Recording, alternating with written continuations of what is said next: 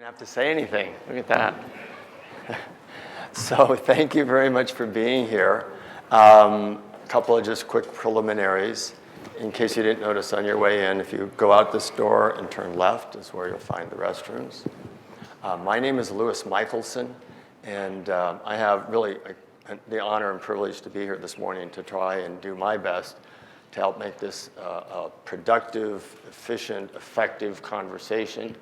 I don't know whether you came here relaxed or unrelaxed or what your state is at the moment. I hope we can be relaxed and have a session here that is meaningful and where we really gain a lot of understanding. So that's what I consider my job as a facilitator. A little later I'll go over some simple ground rules, but that's my objective, to make sure that we come away with as much enlightenment as we possibly can from this session, the first of four.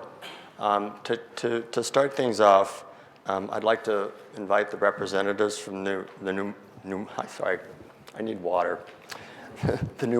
Ohlone tribe from San Francisco Bay Area, or we're going to help say a blessing and an acknowledgement to help get us off on the right foot. Thank you.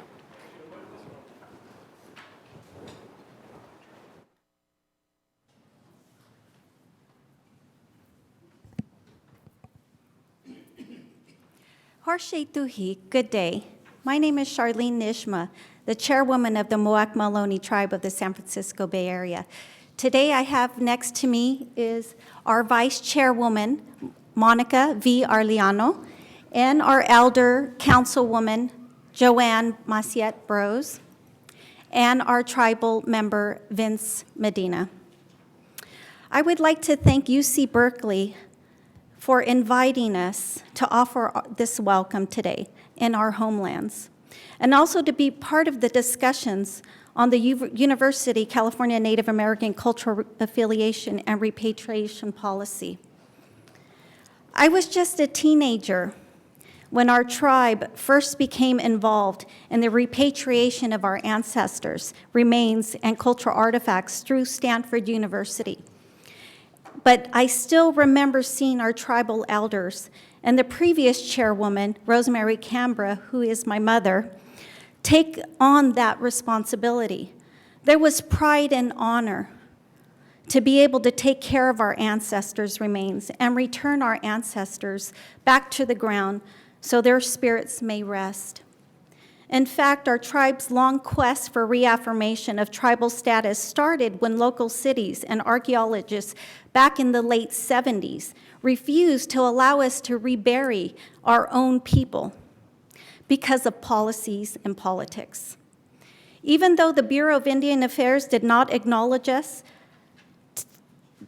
even though the Bureau of Indian Affairs did acknowledge to us that our tribe was previously recognized and our status was never terminated, they had no good answer as to why we no longer was listed as one of the 573 federally recognized tribes. I am here today so that I can continue following in the same footsteps as my mother, the previous chair, and as well as the elders before me, and some who've already passed, making sure that we continue to take responsibility for our ancestors in a sacred and respectful manner, and make sure that they are returned to their rightful place in the ground. Thank you.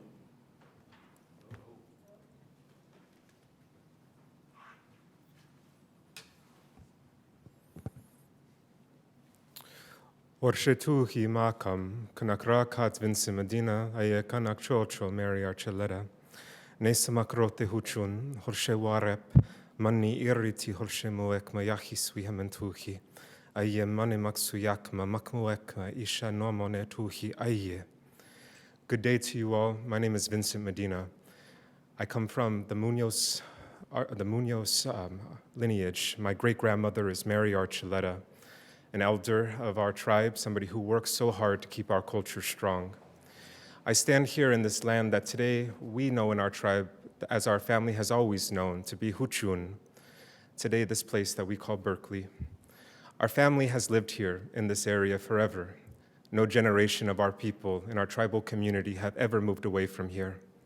The eldest members of our tribe tell us a story of creation, about a time when everything in the world was flooded except for the two peaks of a mountain that we call Tushtak, the place of the day, a place that many people today know as Mount Diablo, just on the other side of the Berkeley Hills from here.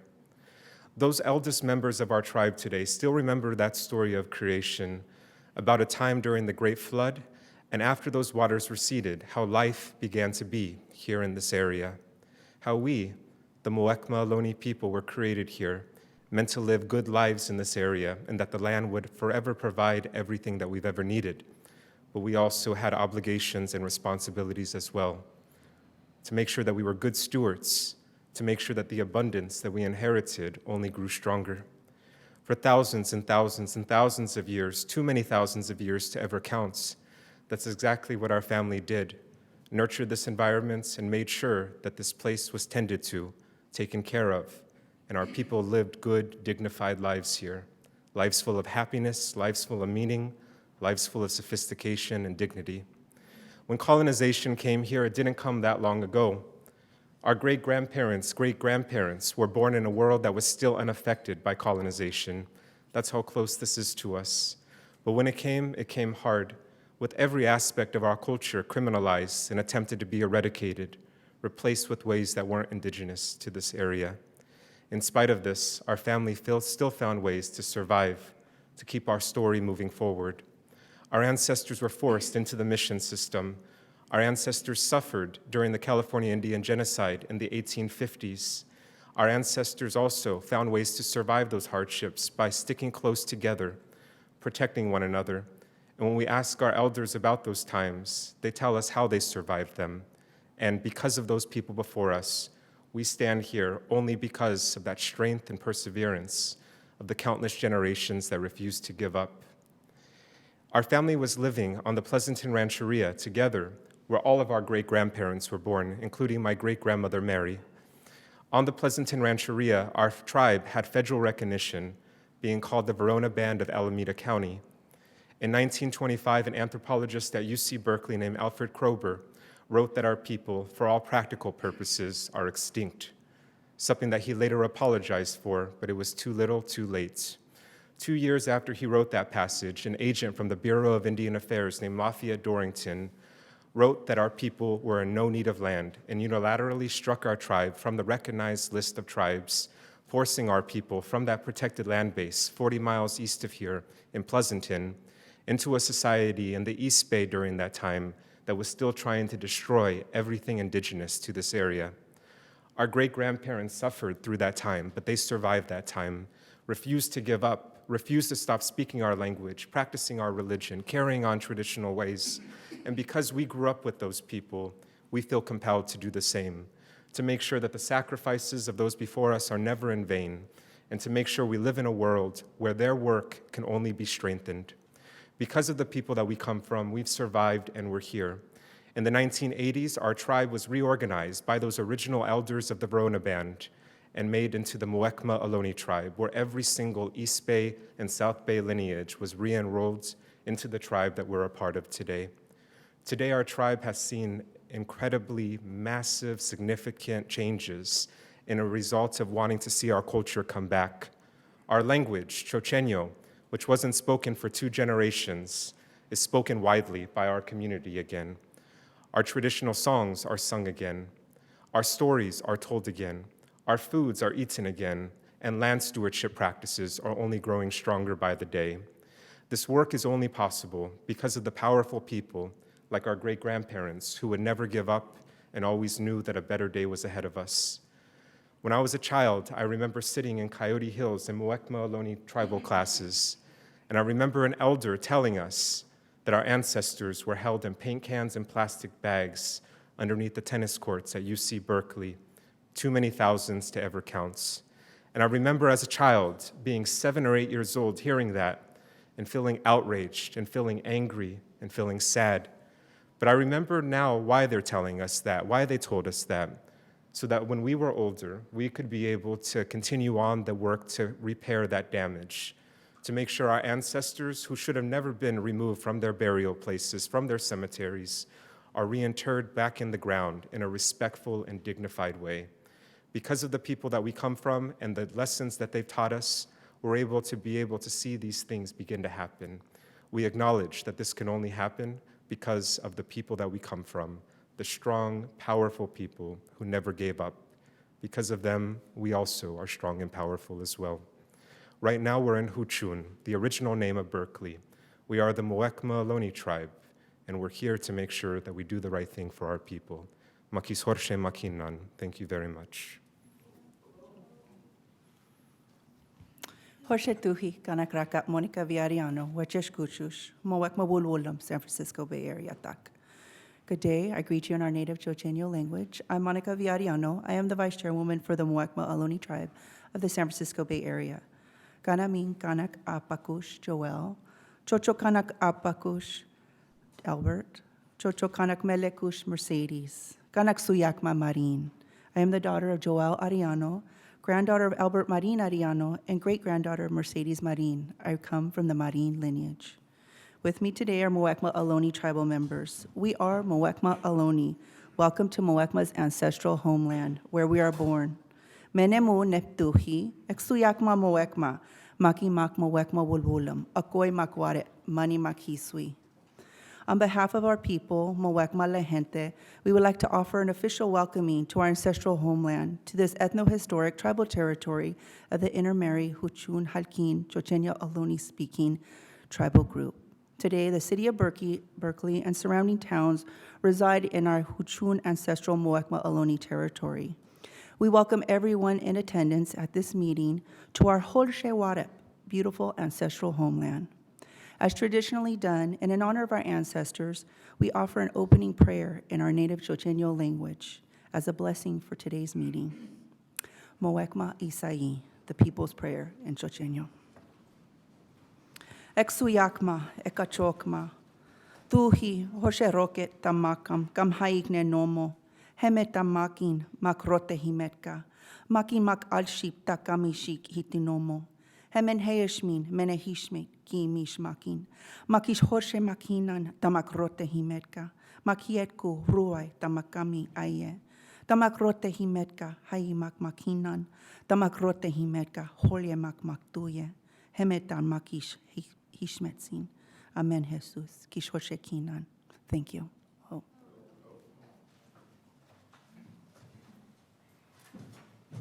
Thank you so much.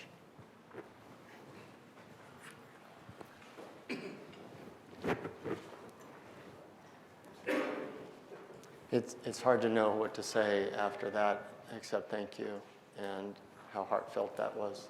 Thank you. A couple of other things to touch on. You may have noticed some cameras around here.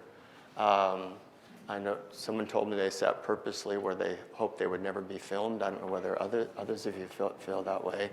But if you stay, you have to realize that you're being filmed. The main purpose for it is so it can be live streamed so that those who could not be here today can hopefully learn and feel what we're feeling here in the room. We have an agenda that looks really busy, but actually, I'm going to go to the end first. These two right here, and you should have it in front of you, 6 and 8. I don't want to dismiss the lunch, but 6 and 8 are by far the most important for today on this agenda. They are also where we're going to spend the vast majority of our time. So I don't want you to be discouraged. Initially, we have some preliminary remarks that we feel are appropriate to make to set the tone and the context for what we're doing today. But we're going to work really diligently to reserve as much time as possible to listen to all of you today. So with that in mind, we have some opening remarks from representatives from the University of California, and then Mark Macarro, the tribal chairman of the Pechanga Band of Luiseno, has agreed to make some remarks as well to, again, help us with the context and kick off the discussion that we're going to have. So with that, if I could, would you prefer to speak from up here? Yeah, thanks.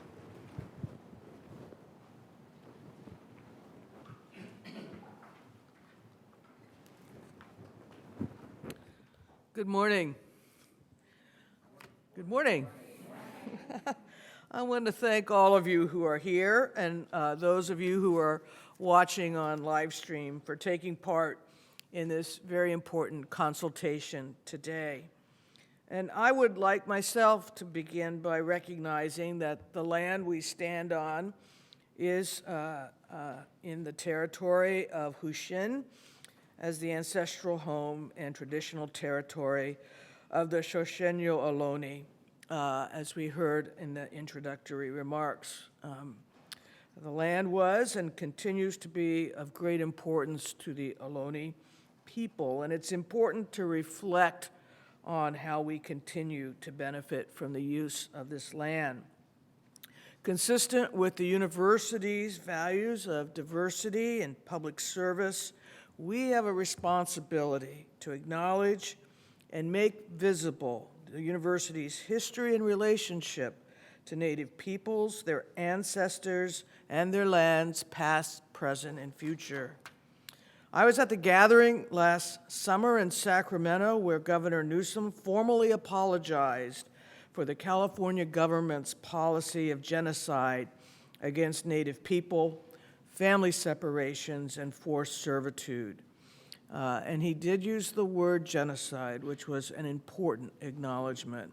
It was a significant moment, and the actions he has taken, such as establishing a Native American Truth and Healing Council, are important steps in addressing the wrongs that have been committed. Here at the University of California, we are also intent on creating change. The relationship between the university and California tribes is one I deeply value. I fully acknowledge this relationship has been fraught in the past, and I am committed to improving that dynamic, not just in words, but in concrete action. The difficult and often tragic context in which Native American ancestors and cultural items were removed from their burial locations, often without the consent of descendant communities, is well documented. I have listened, I have heard, and I acknowledge the questions, comments, and concerns that have arisen from within the university, the Native American community, and policymakers about the university's policy and processes related to the stewardship, repatriation, and disposition of Native American remains and cultural items. Comments have included concerns about the variations among campus implementation approaches, the timeliness of the repatriation process, whether our policies reflect the most recent regulatory developments, and whether there is appropriate consideration of tribal viewpoints. As a result of these comments and concerns, I have explicitly stated and directed the campuses to adhere to the following core principle. The core principle is that the University of California fundamentally values repatriation of the human remains of Native American ancestors and cultural items, and we are committed to repatriating these in a timely manner. The ancestors must be respected and allowed to be laid to rest with dignity. In 2018, I established a Native American Advisory Council, and we have some members of the council with us here today. The council is comprised of members from both federally recognized and non-federally recognized tribes who represent geographically diverse areas, sizes, and economic resources. The council advises me and UC Provost Michael Brown on a broad range of issues, including not only the treatment of the human remains of our Native American ancestors and cultural items, but also issues such as educational access and student retention for the young Native Americans in California today. As a first order of business, the Provost and I asked the council to nominate members to serve on what is known as the Cultural Affiliation and Repatriation Policy Advisory Workgroup at UC. This policy workgroup was charged with conducting a substantive review and revision of the university's NAGPRA policies, committee structures, and implementation practices. And NAGPRA, of course, is the federal statute that overlays this issue. The effort was not only designed to line up with AB 2836, a state law that also overlays this issue, but to align with the values and principles of the university. Tribal chairs and vice chairs Mark Macarro, Dino Beltran, Val Lopez, as well as noted archaeologist Desiree Martinez, all from the Native American Advisory Council, served on the policy work group. They were joined by Carol Goldberg, Amy Lonetree, Beth Piatote, and Angela Riley, who were nominated by the university's academic senate.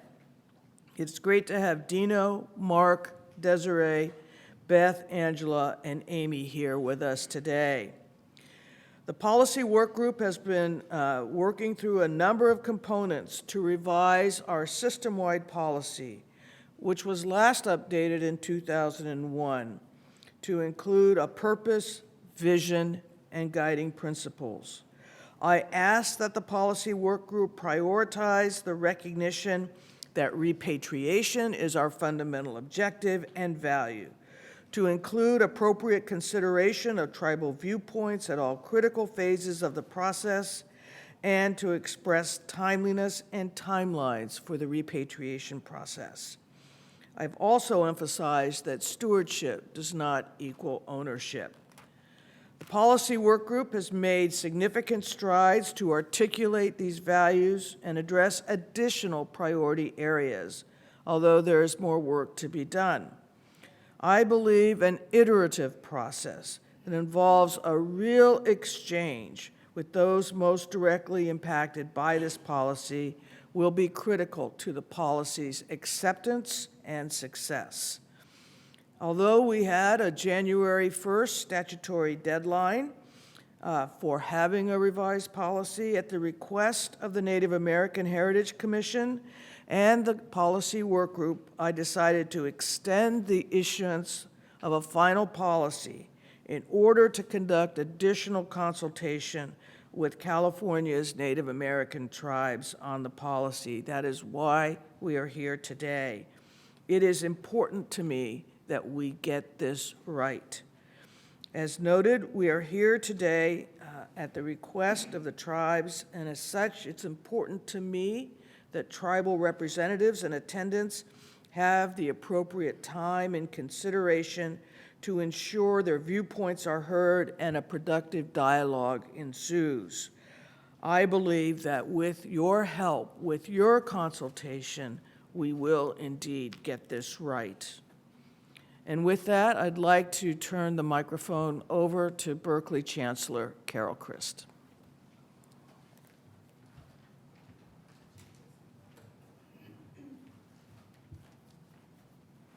Good morning.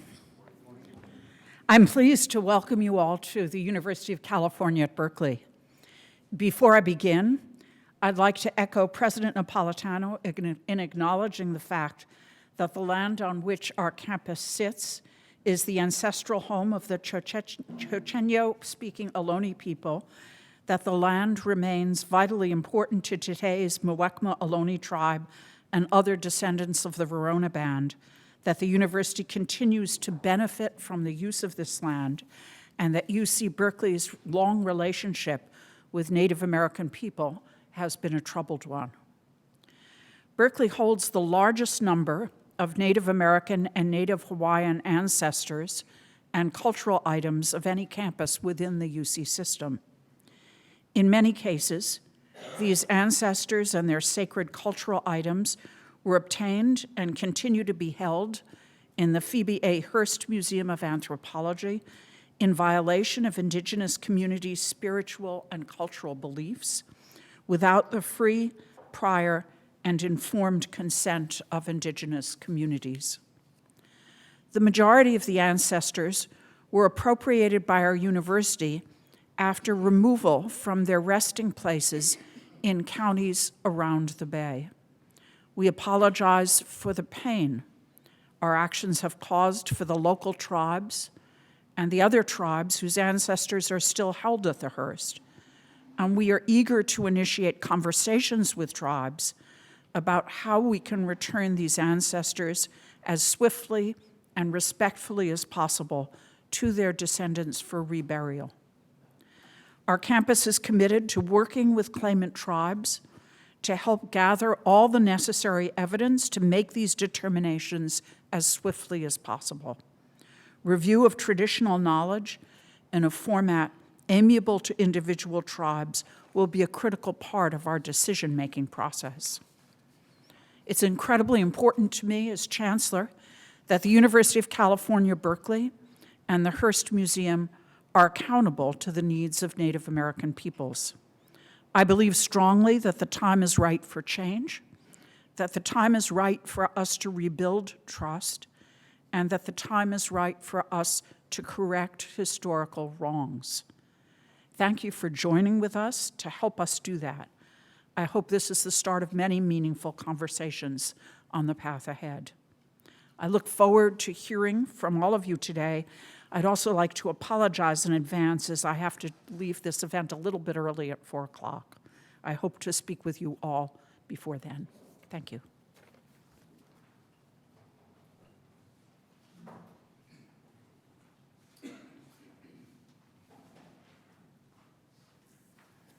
Blessings to all here and those live streaming. And I want to thank the Muwekma Ohlone for the blessings this morning. I want to thank all of you for being in attendance and for taking part in this important conversation today. In working on this new policy, I'm excited about what the future will be. But I am aware that the new policy still needs work, and that is why we're here today. Some of the significant changes we have made include stating principles that emphasize the repatriation of Native American and Native Hawaiian human remains as a fundamental objective and value of the university. Reconstitution of the system-wide committee and campus committees to include equal representation of Native American and UC representation. A shift from past practice that allows repatriation and cultural affiliation decisions to be approved at the campus level. This will eliminate the need for the system-wide committee and the University of California Office of the President to review campus determinations that were favorable to the tribes, so that we can instead concentrate on oversight and more engage where there are issues. We have included the appointment of a campus repatriation coordinator to work with Native American tribes to facilitate repatriation. We've included requirements for campus repatriation implementation plans with specific goals and timelines. We've included requirements that campuses proactively, not just reactively, review previously unreported findings, unreported holdings that may potentially contain Native American human remains or cultural items, and 2, reevaluate previous determinations of culturally unidentifiable human remains in consultation with Native American tribes. We've included tribal consultation and approval requirements for access to human remains for research, instruction, exhibition, and other purposes. Without those consultations, those activities cannot occur. So with all this work, I think it's good work, but we have more to do. So for this reason, and as noted by President Napolitano, we are here today at the request of many tribal representatives, and as such, it is important to me that the tribal representatives in attendance have the appropriate time and consideration to ensure their viewpoints are heard and a productive dialogue ensues. And we had some sessions earlier this morning that I personally am very appreciative of and look forward to more. I believe that with your help, we will get to the finish line with a policy that we all feel moves our relationship closer together, actually. We have arranged 4 work sessions to take place throughout the state, so this is not the only opportunity for this dialogue to happen. And we want to use those to gain additional feedback from California tribes on this aborting system-wide policy. After today's session, there will be a session on February 7th at UC Riverside, February 14th at UC Santa Barbara, and February 22nd at UC Davis.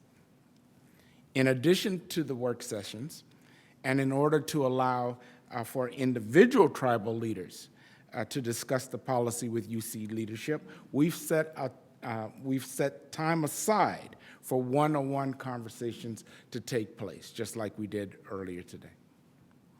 If you are interested in pursuing one of those sessions, please let me or my staff know.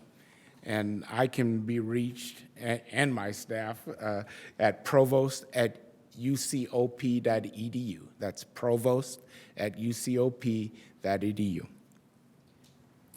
In addition to the one-on-one and work sessions underway, we have also set up a website.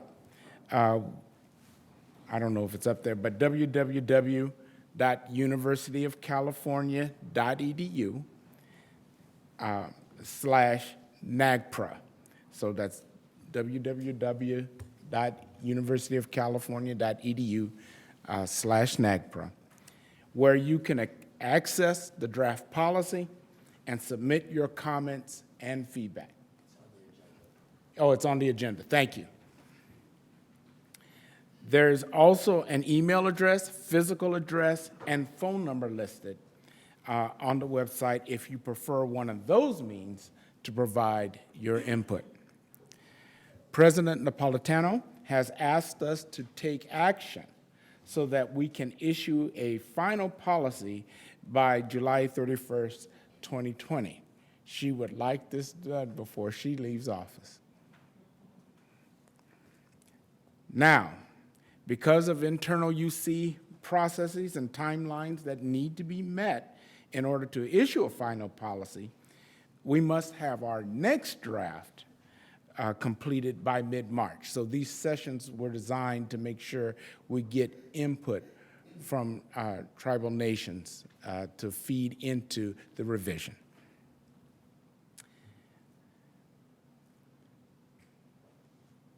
And we want to be able to do that by the end of February. So once we get all that input, then the work of the work group and my staff will assemble it, integrate it. Let me emphasize that we will review and consider all feedback and comments. And let me say here that I'm aware that we have received a number of feedback and letters from many, and we haven't responded individually to those. We regret our focus has been on improving the policy. We will give individual feedback later in terms of how we address your concerns.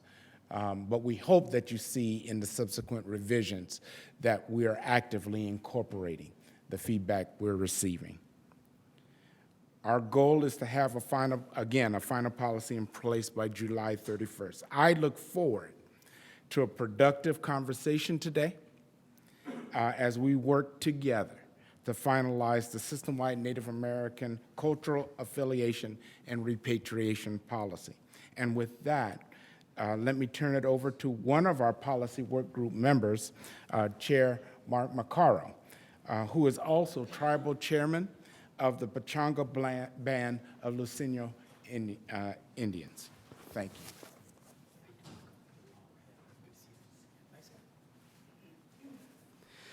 Meiyuyam, Polovamu Echnai, Lovaka Piva Onat Eva Opum Esh, Non Mukara, Pechanga, Wishipum Toshngakati. Good morning, everybody. It's good to be here with all of you. My name is Mark Macarro. I'm the tribal chairman for the Pechanga Band of Luiseño Indians, and we're in Temecula, about an hour north of San Diego. Well, let me thank President Napolitano, Chancellor Brown, and Provost, Chancellor Christ and Provost Brown. Thank you, and my apologies. We are here for lots of reasons, but really to hear from all of you, get your input. This is a fundamentally important process, and a number of things I've heard this morning have already spurred my thinking, but you know, I think one of the things I want to emphasize is for everybody to spread the word too. As you heard right now, this is the first of several consultations, and we've spent the better part of a year working on, you know, changes to language, trying to get this stuff out there for folks to review. But I think the real heavy lift part of this is doing the consultation and hearing from the tribes, hearing from California's Indian people on how this policy is supposed to work out. So let me mention a few specifics. For my tribe, you know, we were, first of all, in terms of process, we're here because of a piece of state legislation called AB 2836. The bill's author was Todd Gloria, and he's still there, he's monitoring our progress on this. And as you heard President Napolitano say, everybody has an interest in getting this right. So that's one big picture framing issue. Another big picture framing issue, although it hasn't been mentioned today, I'll mention it now, is that President Napolitano will be leaving her post this year, mid-year, August 1st, I believe, unless that's changed. If it hasn't changed, that presents its own interesting dynamics because President Napolitano has a resolve to getting things done and getting things done right. So we have this unique window of opportunity for us to get these things done. I have no idea, and I don't know if you do, who is going to replace President Napolitano. Will they have the same outlook on NAGPRA as President Napolitano does? We don't know, and that kind of variable leaves too much to chance. So we need to make the best of the opportunity we have here today in front of us to try to make this work the best way possible. Now, one of the other reasons we're here is because the University of California, unfortunately, has had 30 years of trying to do this. We shouldn't have had to do AB 2836, but here we are. And this is 2020. It's exactly 30 years later, and we're still looking at the lack of compliance overall with the university system, this university in particular. And symbolically, ground zero for probably what I think is the academic den of iniquity for a lot of the scofflawing that's taken place is right here at Berkeley. Present company excluded, the last 30 years of gaming the system, the skullduggery and the cheating of our tribal ancestors and the process that was supposed to be executed under NAGPRA has taken place here on the largest scale. Now, there's plenty, I think, of probably bad actor activity throughout the various campuses across the state, but it's been particularly acute here. Now, as a tour this morning, it's already been reported that there are some meaningful changes that appear to be underway. That is very encouraging. And to the extent that those things can be incorporated into policy, we need to be able to, at one level, to remove personalities from the system so that the process governs. And the tribe should always come out the winner in that process. Now, that's my goal. I don't know if that's something that is truly attainable, but it is an ideal. But there should always be compliance, full compliance with NAGPRA and now AB 2836 and all that that entails. For my tribe, there's a lot at stake. And I know for many tribes across the state, that's the case. We spent a good part of the period from 2005 through 2012 fighting an aggregate mine on a sacred mountain a half a mile away from, at that time, what was not on our reservation, but is today, Eska Mountain. And that mountain is the place of our first cremation, the very first funeral that ever took place. And to preface that, the importance of that is that our people don't believe that we came across an ice bridge from anywhere. We didn't come through some wedge out of the Great Basin. We believe that we were created at Echva Temeku, which is actually the namesake for Temecula, but that is the name of the village that we come from. And that is in the center of our traditional landscape. So Eska Mountain is part of Echva Temeku, and it was almost going to be destroyed by a 75-year mining project by a company out of Watsonville, actually. We were able to eventually buy that land back and make the mine go away. So that had a positive outcome, but not because of any existing laws. Everything was stacked against us. So was the CEQA, federal laws, advisory commissions, everything. And nothing had enough meat to make things work. We're looking yet again, the only natural lake in Southern California, the only actual geographic natural lake is Lake Elsinore. I don't know how many of you know that in Southern California. It lives and dies with drought sometimes. It's got a whole city built around it, but there it is, Payachchi we call it. And it's under threat from a hydropower plant that folks want to use that water for and build that. It's actually a Canadian-funded company. So we're busy fighting that. There was a mention of, in the opening remarks, of a hill nearby that stayed dry during an ancient flood. We have a hill like that too. We call it Katuktu, and it's near Oceanside in a little town called Bonsall. It's about 15 miles from Temecula. That hill, Katuktu, stayed dry during this ancient world flood as well. In fact, it's down near your way. Finally, I'll mention that, in our language, we have a word for bison, uchanat, and it's in our songs. We sing these regularly at our funerals, usually paired with the animal called hunwut, which is the bear. Hunwut uchanat. And what you need to know, and I'd like to share with you, is that on the landscape over the last few thousands of years, the bison that we have today weren't these bison. These aren't the bison that were named. The bison that you find in our Aboriginal territory, if you go below 20 feet, are Pleistocene bison. And those are the bison that our people have the name for. So my point is, we have been on the land a very long time. The time frame for that, 10,000 to 1.8 million years, is an awful long time. And as I said, we believe the world was created where it is. So we feel like we have a lot vested in the outcome of this process. Just leave some numbers with you. As of September 18th, in a report made to the UC Regents by Cal Berkeley, there were 9,200 sets of ancestral remains extant. Of those, 14% were deemed affiliated, while 86% were culturally unidentifiable. This is one of the huge problems here. Now, 9,200 on the human side. In terms of associated funerary objects, 13,375. 28% of those were deemed affiliated, and the balance, 72%,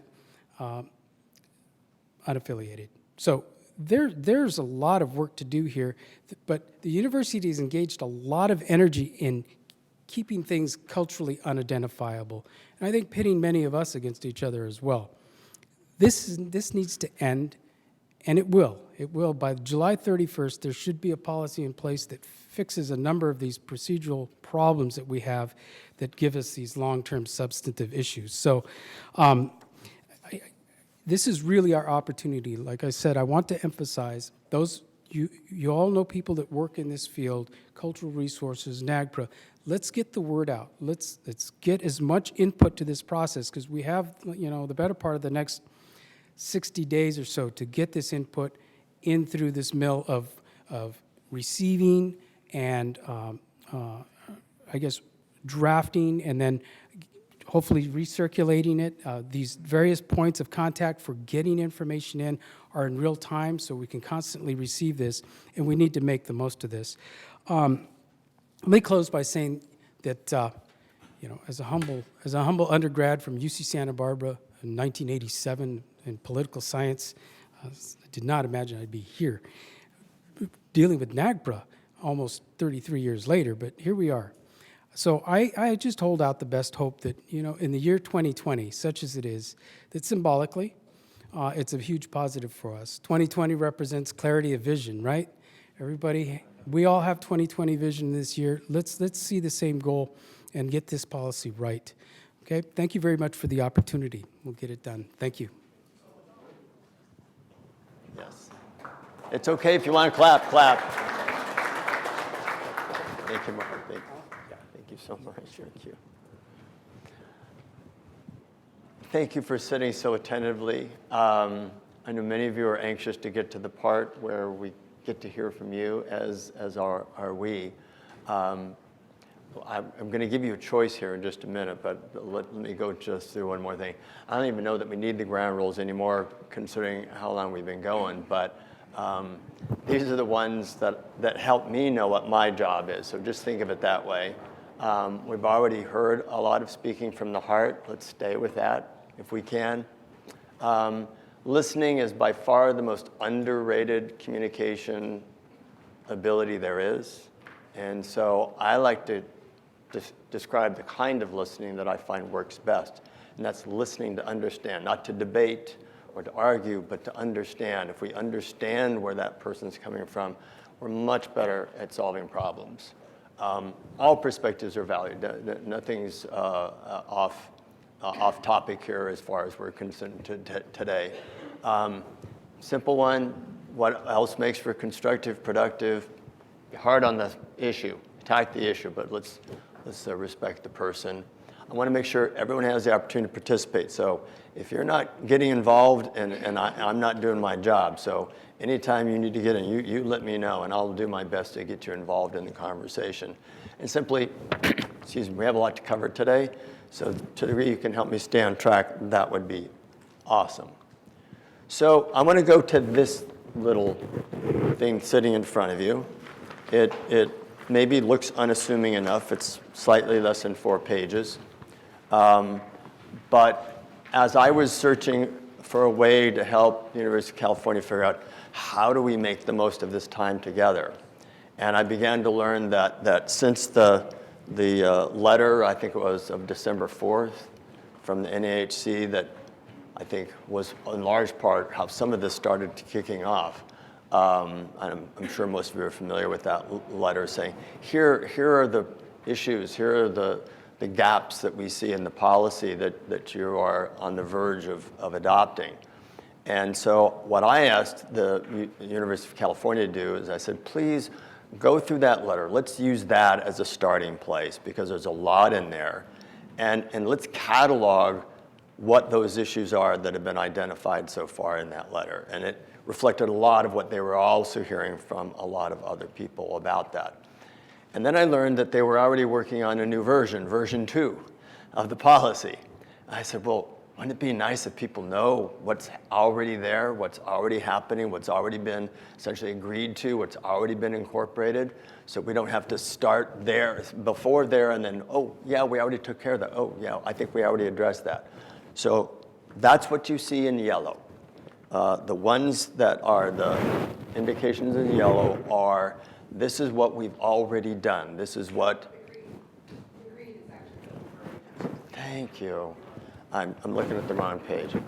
The green is what they've already done, the movement that's taken place, hopefully the improvement that's been made, and it'll be helpful for you to look at that.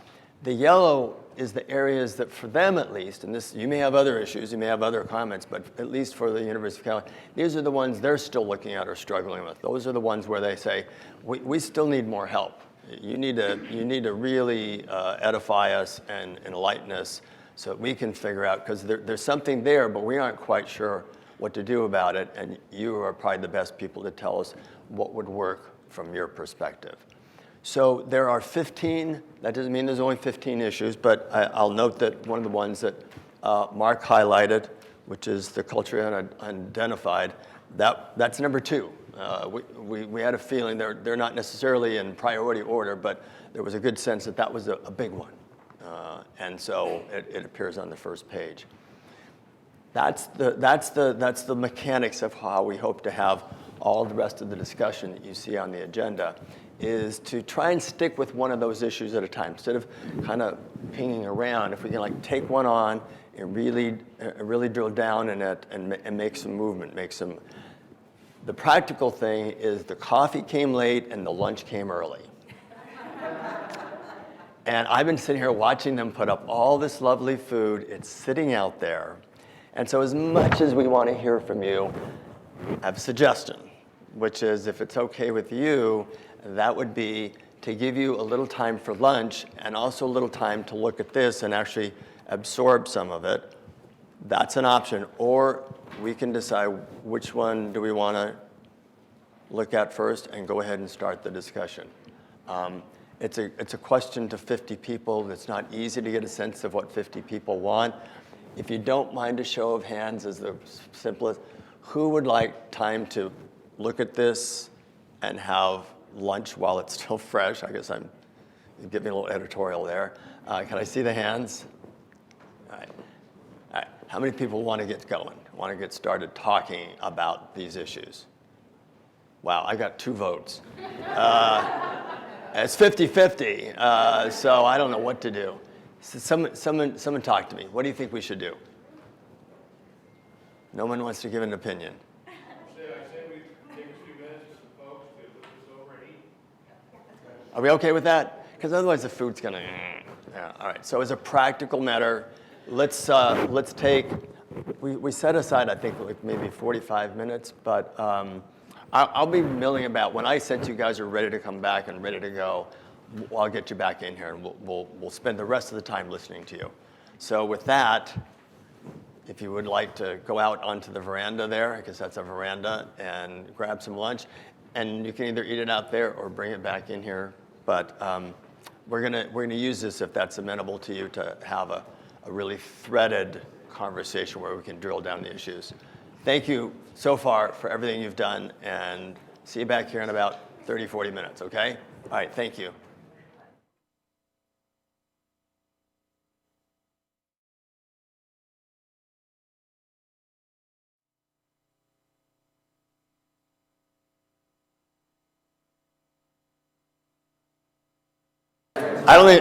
There we go. Good afternoon, everyone.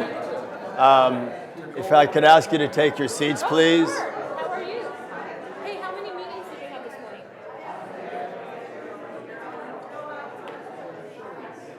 Hi, everybody. We're ready to get going. Everybody ready? Let's do this.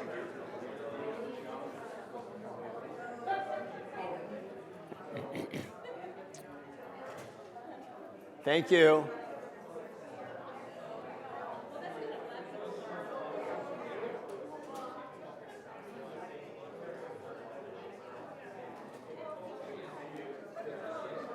If you'd like to keep a conversation going, would you mind taking it outside? So, one of the things too that really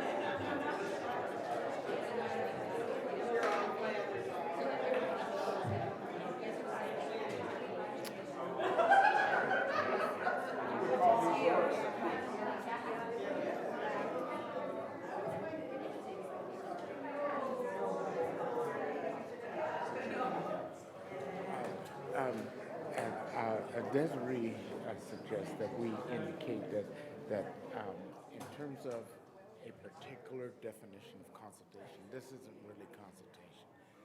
We call these work sessions. We had tried to scrub it out. Oh. We had tried.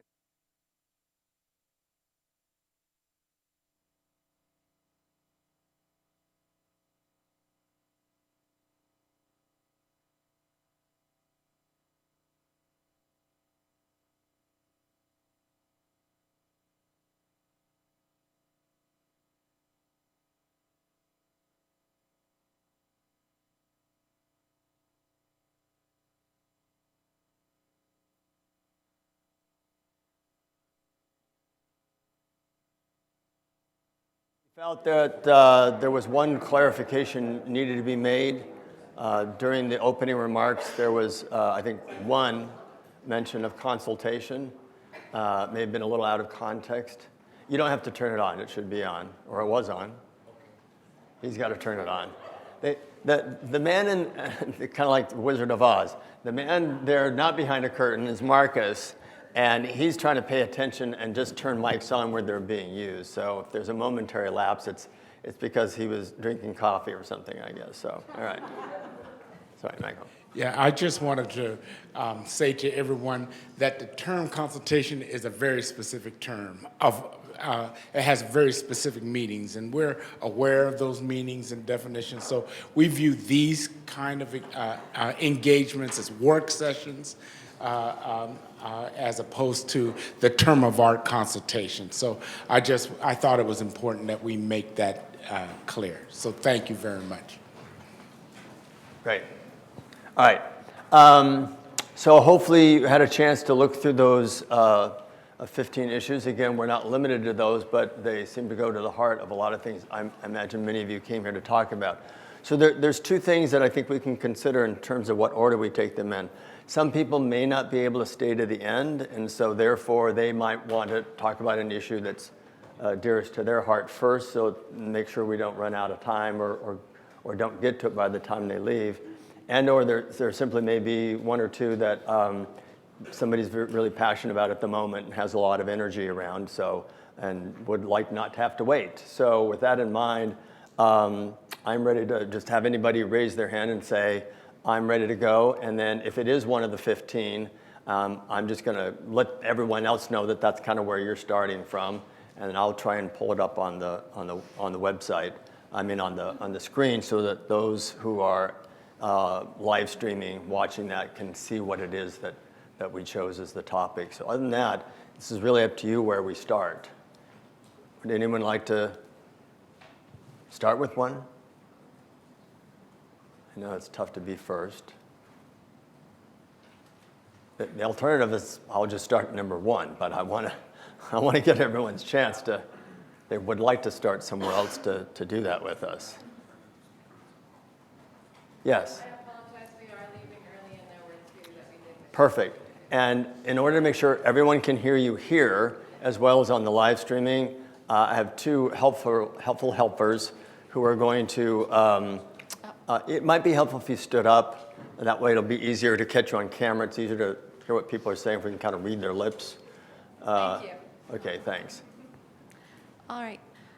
For item 4, relative to the appeal process, the summary of comments was create mechanism and clarity around the appeals process. You noted that it has been revised to clarify tribes can appeal campus decisions or determinations to the president or designee, and revised to clarify that they can also seek Heritage Commission or federal NAGPRA review. I read the updated language in version 2 as well.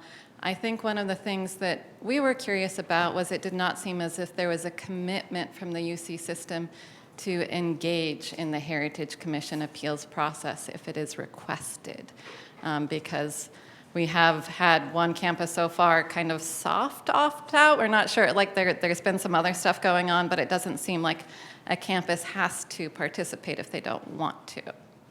In the review by the other Yes, in entities. a Heritage Commission appeals process through CalNAGPRA. Do you have a suggestion?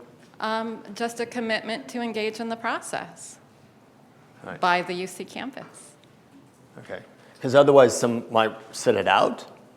Yes, they might say, Okay.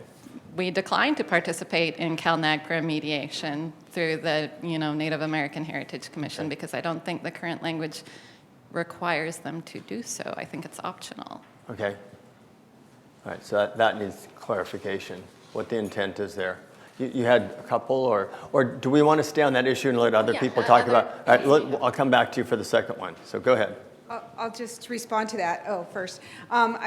I think it's great. I think what we meant is that a tribe can choose to go to NHC. They don't have to. They can engage, at at the level of the UC, so first going through the appeal process, or they can engage NHC. At that point, UC has to sit down at the table as well. So it's not meant to be, they can go in any order they want, or you would prefer that they start with? Of course, we would prefer that they Okay. start within the But they're not university, but they're not required required to. Okay, They can go that's to helpful to know, NHC. too. The law allows the Right. tribe to go to NHC or to federal NAGPRA. Okay, So, no, that's good. That, I guess, isn't clear. All right. Anyone else that wanted to speak to number 4? Any other suggestions or ideas about what would work best there? Let's go ahead and go to your second one. We're going to make these people work. They are back to back, so the next one is item 5, invasive procedures during reevaluations of CUI and previously unreported holdings.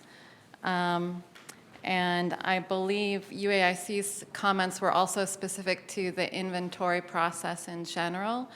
Our experience has been that museums will often go through and kind of refresh their inventories and redo counts and redo catalogs, and that results in a lot of handling that often is not done in culturally appropriate ways. So I think we wanted broader language that just ensured that the inventory process and summary process and that handling in general, there's a mechanism for tribes to specify this is culturally appropriate. Can you please not do this, or can we have a discussion, and to have that discourse, because that's the experience that we've had, is that re-inventories have resulted in damage to ancestors, and they've been characterized as required by the NAGPRA process, and we wanted a little more discussion about other ways to check that box without doing damage. All right, thanks. Anybody want to expand upon that or add to that? Yeah, up here. Everyone's on this side, so you got to do all the running. Okay. My name is Laverne. I'm with Yochidihi, Wintu Nation. You know, we're in the same situation, and I think there needs to be some type of verbiage that's specific to the tribe. You can't just say generic, because everybody does something differently. But if there's a way to take a look at the field notes, site records, and compare inventory there versus, as Melody was indicating, going through the situation and handling those remains again over and over and over. I don't think there's a need for that. I think it should be, if you can compare other verbiage, other notes, other data, in order to get that, and then just ensure that the tribe is okay with that. So minimize handling as much as possible, right? And then if and when you agree there's a need for it to be handled, do it in a culturally appropriate way. And even just to ensure that there's no any kind of destructive testing. I know we talk about items being checked out, so ensure that if there was any kind of items that were checked out, that we were able to look at that inventory. You know, just so if we can just lay out all those tools. And again, each tribe is a little bit differently, and they want to see things, you know, so I think that that's one thing that needs to go across the board, you know. What does the tribe want, and how do they want their ancestors handled? All right, so I missed that part. So it's not just tribe or tribal, it's like knowing each individual tribe's how Yes. they would approach that. Yep. That's different. That's, okay, thanks. Anyone else on this topic? This is exactly the kind of feedback I believe the University of California is hoping to get. exactly the kind of feedback we need. So I'll note, though, that we're talking about things that are culturally unidentifiable, which means that they haven't been affiliated with a particular tribe, or for previously unreported holdings, again, you know, where there's, so I would like what feedback I would like to get from you is what those generic conditions look like, because you were saying it's specific to each tribe, but if we don't know yet which tribe, that's what we're trying to figure out. So I want to get the generics of the base. Does that make sense? It does. I think part of the problem is that museums will often front load that and come talk to us after they've already done it. And we're like, so if museums could talk with potentially culturally affiliated tribes first, and there was a mechanism to do that and to get a consensus regarding what is culturally appropriate, treatment and handling during that process, then it can be flexible enough to reflect differences, but you have that early check-in. So I heard potentially affiliated. I mean, it's a different test. Instead of just saying, oh, we don't know, it's like, well, let's make a educated guess who we might want to talk to and start there. Based upon the statistics that Mark gave this morning, it's a majority in many cases, right, or is, the majority. So we're talking about large portions of the collections. Okay, so that's another helpful suggestion. Anything else on this topic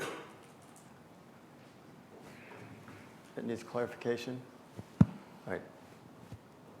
Anyone else who has to leave sooner than later that has one that they would like to raise?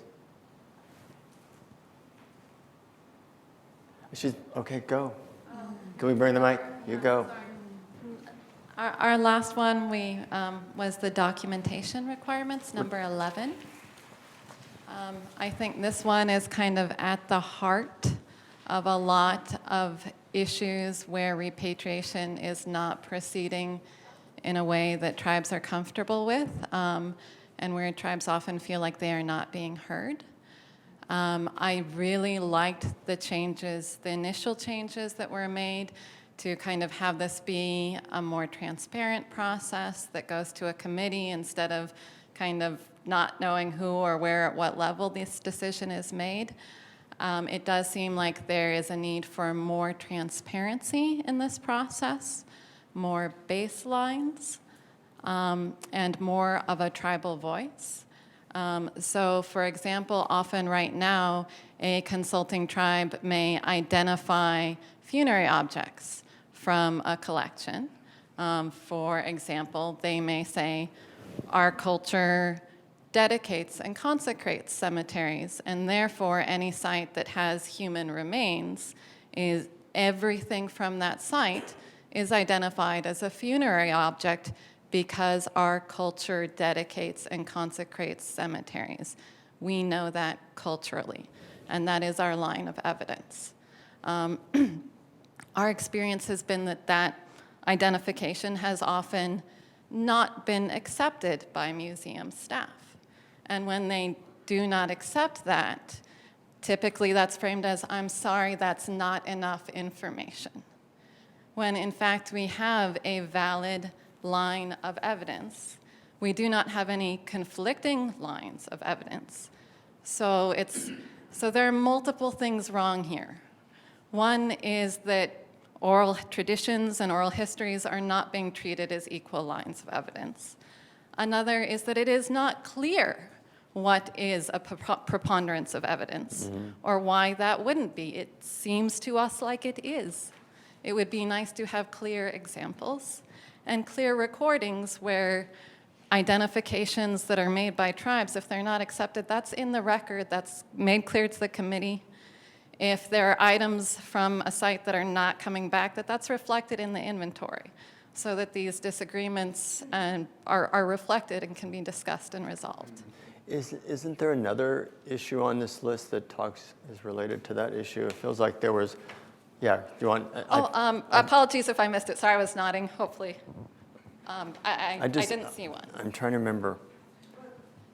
Go ahead. These overlap because we're talking about documentation for different kinds of processes, right? So yes, there's But the overlap. preponderance issue. The preponderance of evidence, the law says that the tribal input, that's number 3. Yes. Yeah. Okay, maybe that's the one I was that thinking of. It should be treated, equally, right? And we've inserted That's it. into the policy now this quote from Cal Nagbra about tribal oral histories, et cetera, shall not be afforded less evidentiary weight than any relevant categories of evidence on account of those categories simply being in that category. So that might be part of it. But can you?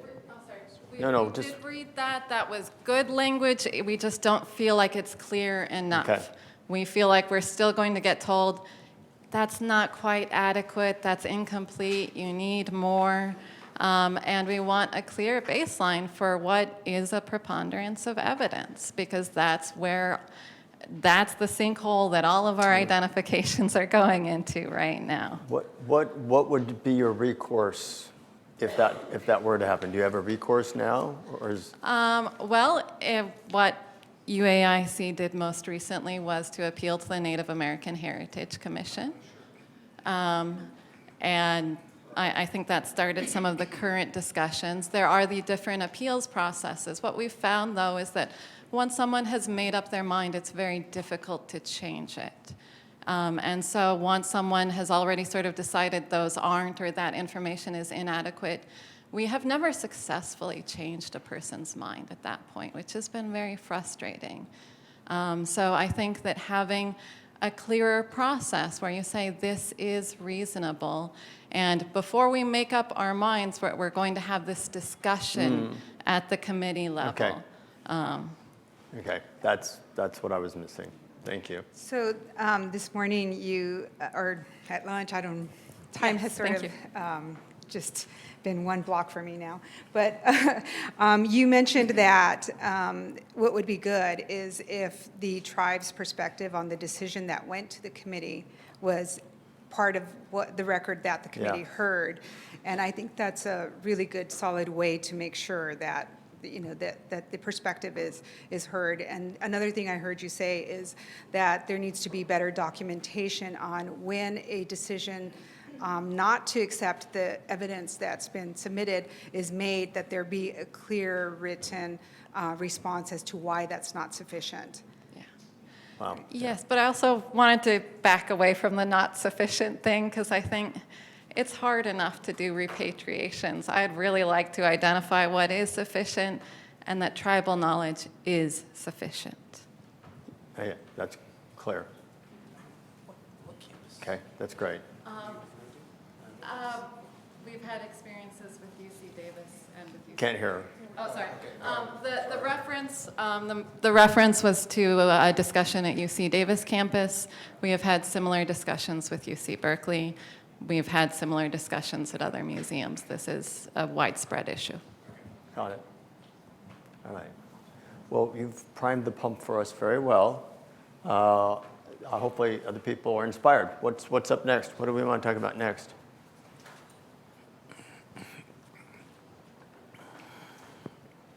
Can I ask a question? Yeah, sure. Related on 11, so before we move Okay, away from great. 11, Yeah. I don't there was a suggestion that that the committees also review identification decisions, because those do not go to the committees right now, and so I wanted to throw that out there for some reaction.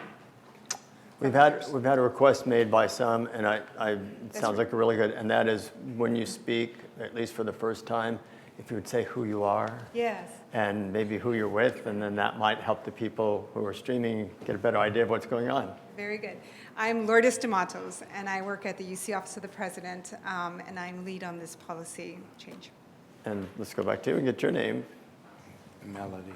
I'm Melody McAdams. I am a research and repatriation specialist. I am staff for the United Auburn Indian Community. Got it.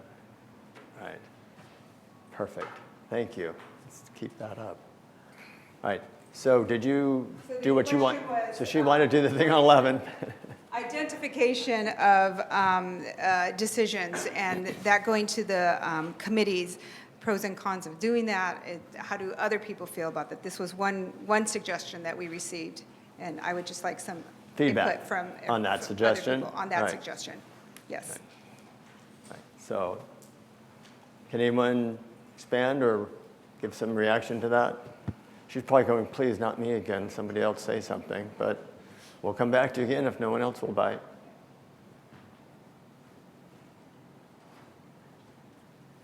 It's okay if they don't. It's okay. Okay, great. Thank you. We'll run the mic over there if you just wait a second. Thank you for being willing to do that.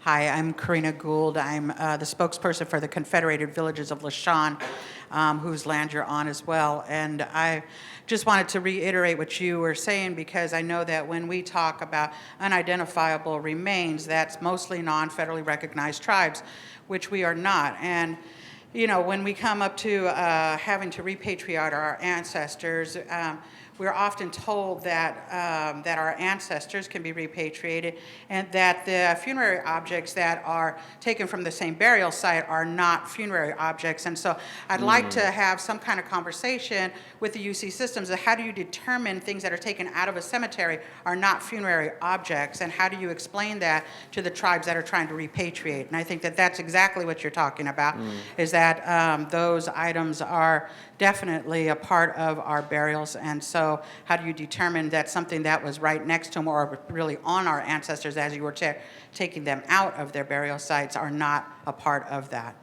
Right? Interesting. So there's a very limited definition of funerary objects in that case that needs to be expanded. Yeah, okay.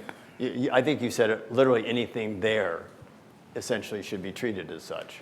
Yeah, I did want to come to the limited definition because I think the definition is sometimes perceived as limited when it is not. You know, we have never had a consistent definition for museum staff of, oh, this is what a funerary object is. We've had a lot of, that's not a funerary object, without an explanation for why. And we do think that if you're going to say it's not, you need something to back that up. Right? Yeah. No, I was just. Yeah. All right. All right. Should we move on to another one?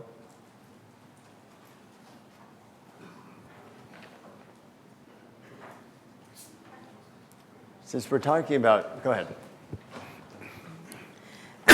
My name is Mary Lopez Kiefer. I don't want to stand up. I'm with the Native American Heritage Commission, and my question to the UC then is because we are bringing up the definition of funerary objects and how that has been applied in a very limited sense. Is the university willing to have that discussion of being more broad in its definition? Because I know, just from my own tribe's experience, archaeologists will tell us, no, these are not funerary objects. And then we had to go to the point of having our own trial of evidence presented before our own tribal council with our elders. They made a decision, and we had to present that to, in that instance, to the federal government to say, no, these are funerary objects. The tribe shouldn't have to do that, because it is common sense. So I know, since I have heard these comments before and these concerns, is the university willing to step away from that limited definition and application of the definition and a more broader one? Because that may be able to effectuate that swift repatriation that the university has said it's committed to.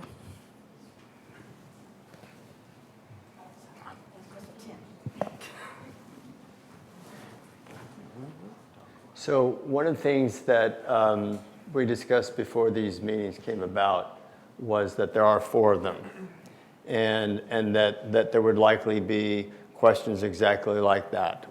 What is the UC willing to commit to here and now? And so what we talked about was there may be certain things they feel comfortable committing to. There may be certain things they feel comfortable talking about or discussing further, but they may or may not feel comfortable making an on-the-spot commitment about such things, and would want to note that and keep that in mind with the other comments they get and the other meetings that they have. So I just wanted to provide that little context by why you might sit there looking at each other right now like, what should we say? So go ahead. That said, I'm looking at the definition of AFOs in the policy on page 3. And Which version? The version 2, the clean Version copy. 2, thank you, okay. Associated funerary objects are those funerary objects for which human remains with which they were placed intentionally are also in the possession of the control or control of the museum or federal agency. The associated funerary objects also means those funerary objects that were made exclusively for burial purposes to contain human remains. So it's those 2 things together that make up the definition of AFOs. I don't hear an inconsistency with what you're saying and with this straight definition. I think I need to look back and check with the practitioners on the ground and seeing where to get more background information as to exactly where the issue lies. And Is it what- and or? No, it's And. also. And. Also. Could you read the second half of that again? Means those funerary objects that were made exclusively for burial purposes. So that's- Or to contain human remains. So one is that were placed intentionally with the human remains, and the other that were made exclusively for burial purposes or to contain the human remains. So My all of father, those- when he was buried with his wedding band on. It was not made exclusively for his funeral. It was made when he was married, and yet he was buried with it. So I think that's what I heard you talking about, is that if they were placed there, the presumption is that they're funerary objects in your definition. So I think there is a definitional thing that needs to be looked at there, based upon what I heard. That's what it sounds like to me. Yeah, right? To me, I heard a number of things. Okay, can we give him the mic? Oh, no, Sorry. I Oh, you think got it. I'm on You one. have one. I didn't know that. I'm on one. But is it working? It is now. I heard a number of things. One, I've heard inconsistency in application, and not just within an institution, but actually more broader than that. So I think that's one of the things I heard. And another thing I heard is given a particular definition, it seems to be interpreted or applied differently in different circumstances. And that seems to me to invite the need for some clarification. And I think that speaks to a term you used earlier today about, well, what's your baseline, or what are the things that you are using that we can argue about it, but at least let's know what it is that you're using to apply a particular definition. Do I hear those? Mike. Of wanting to establish traditional baselines as acceptable, because that is what we're hearing, is that, we'll hear that it's not reasonable to identify everything from a cemetery site as a funerary object, which, that very sentence, it's a cemetery site and we're identifying everything from there as a funerary object. It seems like that would be the natural assumption, and yet it's portrayed as not reasonable. So I think, given the same definition, we did want to have some examples of, if a tribal representative makes this assertion, this is a reasonable assertion, barring evidence to the contrary, and should be agreed with, because we don't have that, and it's just been very inconsistently applied, to the point where most of our repatriations, 80 to 90% of the collection from a burial site, is not being returned. And that does not seem appropriate to the intent of Even the NAGPRA. first half of that definition says intention. Yes, What I was going to say was, someone's going to have to guess what the intention was, right? And what you're saying is, why don't you take our view of that? Especially given that the culture has traditions. The site was dedicated. That's right. The site was consecrated. What we have been told by museum staff, and that is the loophole that is used, is that first sentence, we have to show that it was intentionally placed with a specific individual. And if we cannot show intent and link it to a specific individual, then we cannot identify it as a funerary object. We do not agree with that, but the person who's making that argument is the person who's writing the document. So, Well, this conversation to me suggests that there's a need for guidance in this. So at least I have noted that. Okay. Can we go over here? Liz? Oh, she's got him. Here comes the mic. This gentleman here, sorry. Yes, okay. My name's Tony Platt. I'm based on the Berkeley campus at the Center for the Study of Law and Society. I've written about the history of the university's looting of native grave sites. In terms of this discussion, why not put the burden of proof on the responsibility of the university, since the university is responsible for the unlawful behavior that took place in the first place? Why should not the burden of proof be on the university to prove beyond a preponderance of evidence that it's not a funerary item?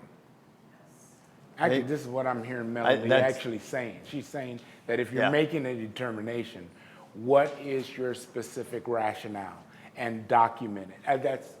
Am I mischaracterizing? No, I think that we're in agreement. But I think you're very specific. The preponderance has to be on the other side, not the side it's on right now. The burden of proof. That's very helpful. Anyone else? This has all been really specific and helpful. All right. Does this segue to anyone else has to leave perhaps a little bit early, has one they want to talk about, or is the conversation we've been having segue to another related one by any chance?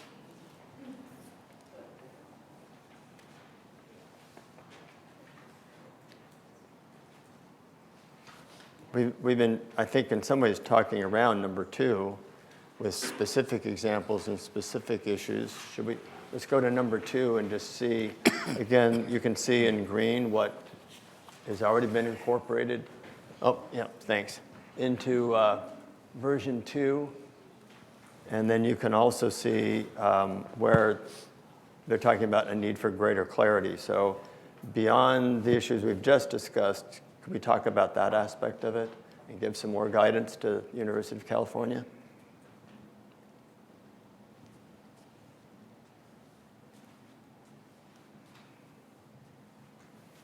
Any other areas on cultural unidentifiables that roadblocks that you've run into, things that have kept you from being able to repatriate those types of objects? We've identified several ways that's happened. I think we have, again, up here. I'm sorry, I want to go back to number 1. Yeah, absolutely. You mean the first one we started with? Yeah. Yeah, go. No, number 1. Oh, you want to go to number 1? Yeah, number 1. Let's do it. All right. Yeah, I introduce myself again, Karina Gould from the Confederated Villages of LaShawn. Just wanted to go back to number 1 because we're using the definitions from CalNAGPRA, and for some of us that are non-federally recognized, the CalNAGPRA actually pushes us outside of the box because it says that you have to be under Native American Heritage Commission, which we are, and also trying to submit to BAR, which we will never do. That's not something that our tribe plans to do. And so if we are not able to, if we're not going to do that process or and have no intention of doing it, then we do not fit under that CalNAGPRA. And so does UC Systems then have a way for us to fit into that process? Right. Could you just say a little bit more about BAR and what that means and what it is that you have no intention Yeah, to so be that involved in? the BAR is actually you're applying for federal recognition. And so we are not applying for federal recognition. We have no intentions of applying for federal recognition. And so how do we then are able to fit into this process of doing repatriation without fitting within that criteria? It puts an undue burden on non-federally recognized tribes to go through that process, which takes many, many years and thousands of dollars. And some of us have other ideas of work that needs to be done now rather than to go through that. So it puts an undue burden on us as non-federally recognized tribes to try to fit into this process that UC Berkeley is trying to do in repatriating our ancestors. So how do we go about You need fixing another that? pathway. Yeah, we need You a new need pathway. another pathway to get to the same place. Very helpful. Other thoughts on number 1?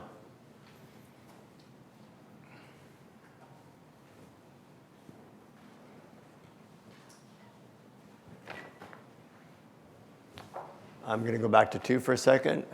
Have we discussed everything on number 2 that we wanted to get to? All right, we can go back if anybody sees something we want to go back to. You see a lot of green here. That should mean that there are already a number of things that have been incorporated into version 2. Are there other things that are missing around this issue? Other suggestions you have about how to integrate that into the processes besides the ones that you see here? Any critique of what you see up here? Or is this headed in the right direction? Yeah. Are we on 2 or 3? We're on 3. Okay. I think our comments for 3 echo what we've been saying before, which is just tribes being able to speak for themselves through this process. I think the issue we have is that there's the museum representative typically is the one documenting the process. And so if you have a disagreement, it's very hard to get that in writing and convey that to people and to have that discussion early rather than later. So if there is a process for tribes to clearly state their views, regarding how the inventory is going, how the summary is going, how the identifications are going, and to convey that to the oversight committee rather than to have that be reported only by museum staff. Okay. I think it comes up a little bit later, but it was we were talking about a little bit over the lunch table. What do you see as the role of the coordinator being in making sure these processes are happening? What do you see as their role or obligation or mission?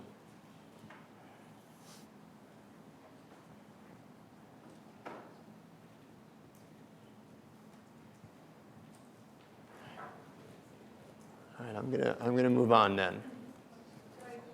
Oh, sorry, just saw your hand. I'm Chief Charlene Yzma from the Winnemem-Wintu tribe in Northern California. And I was just looking at this tribal input. You know what would be helpful? Because we don't even know everything that all of the universities took from anywhere.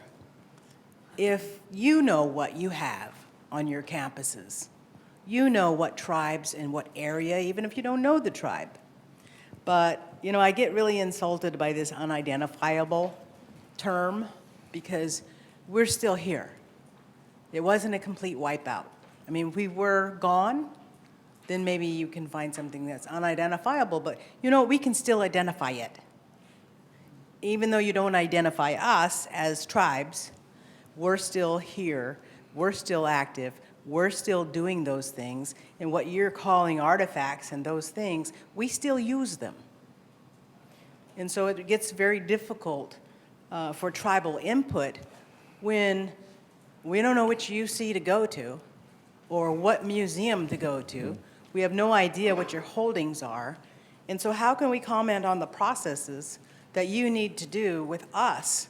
You should be sending out a list to all of the tribes in that particular cultural area, all of the leaders that are here now, and setting up individual meetings. Like this is a big thing. I don't know how many people who are here from Hawaii. Who's here from Hawaii for this policy?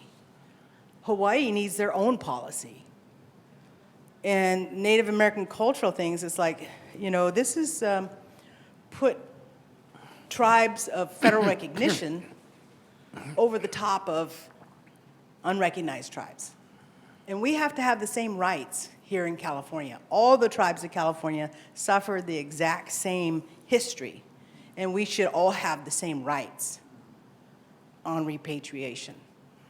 And all of this proving, it's like, I'm confused. It's like, is it because the university wants to keep everything? The funeral objects, what is the intent of this policy? Otherwise, you should be contacting us in our traditional mapping areas and finding out who's still here and setting up processes to give these things back. It's a burden for my tribe when we're fighting for the salmon, we're fighting for the water, we're fighting to keep crustal geyser off of our mountain. And now it's like, yeah, of course we're interested. And of course we think those things need to be turned back. But we're also fighting Caltrans right now to keep them from digging up more stuff.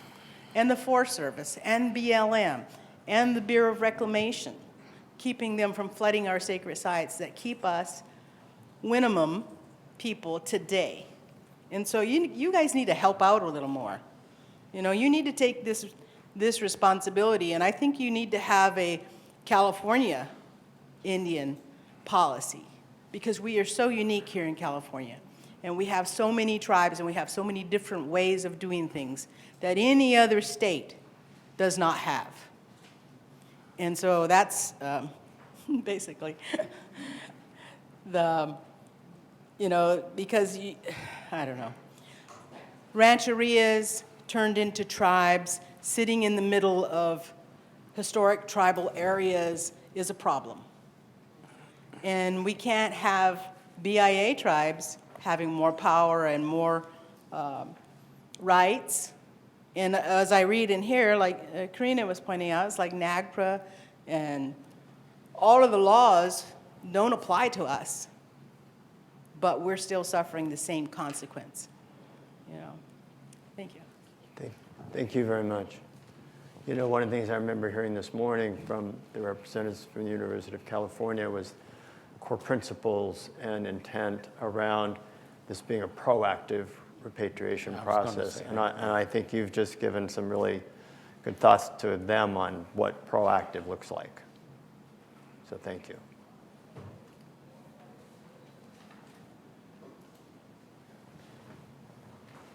Hello there. Yeah, go ahead. Yeah, I don't have a question. I'd just like to react to her concerns, which are very valid. Who are you? I'm Dino Beltran. I sit on the committee. Since the beginning, you know, I wanted to make sure when I sat on this committee, it wasn't going to be for naught. I've sat on other committees that I've resigned from because it was just basically a waste of time. So, and in being part of this and getting familiar with how they're going to process this and who they were going to include, right away they already included federally unrecognized tribes in this committee. At the very beginning it says they're going to add CalNAGPRA throughout the whole process. And as we've been meeting regularly for over a year now, the abilities for them to open up to the federally unrecognized tribes has really been great. And the reason why I noticed that, because I know what it's like to be unrecognized. I know what it's like to fight for that recognition, and it's just no fun. But I would like to reassure you, I believe in my heart they're doing everything they can to make sure that federally unrecognized tribes are being heard the best they can. I think that the process, they're trying to get something done. Mark Macarro said something at the beginning of the day. This is an opportunity. This is an opportunity that has not happened. So I believe they're doing their utmost to reach out to everyone, whether we're federally recognized or not. So just to let you know, from a guy that's been sitting in that room for over a year and seeing they're really going above board. I really think they are. I feel good about that. But you can't keep your voices down. You got to keep them coming. So I appreciate hearing what you had to say, but I just want to let you know that. You know, one other thing I heard from what you said was even the term unidentifiable has a lot of interesting connotations to it. And that it may be unidentifiable to other people, but not to you. You know, what if instead of calling them unidentifiable, you call them unrepatriated, right? Maybe there's even some language that would show some sensitivity to that. All right, let's keep going on to the ones we haven't gotten to. I think we didn't talk about 4 yet, did we? Or did we? Yeah, we did. Right? Was there anything else on 4? Got some feedback on that. 5, we also talked about a lot. So I don't think we've talked about confidential information yet. So it's all right with you. Again, you can see in green that there has been an attempt in version 2 to be more explicit about how to handle confidential information.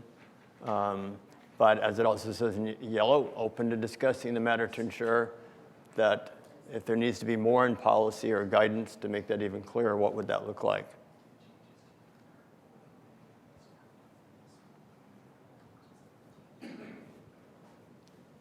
Is what you see in green go far enough?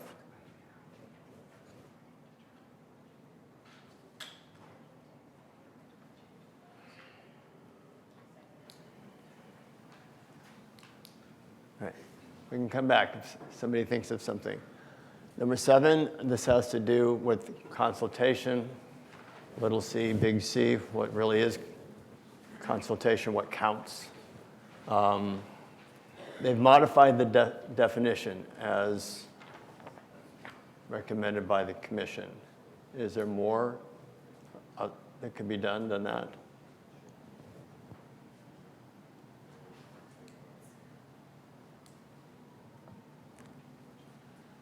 Is there? Let me just say, we know Yeah. we have more work to do on this, and this is one of Can you, I'm sorry for the streaming. I'm sorry, yes, this is one of the placeholders that we have in the appendix, because we want to better describe what the consultation process will look like. So, With flow charts that yeah, depict it. a flow chart that sort of shows what the consultation process will look like. So I guess the only thing we want to say is if there's input from the tribal communities about what that looks like, then we would be happy to receive that as we develop these flow charts. Is that something you could also work on with the advisory group, for example?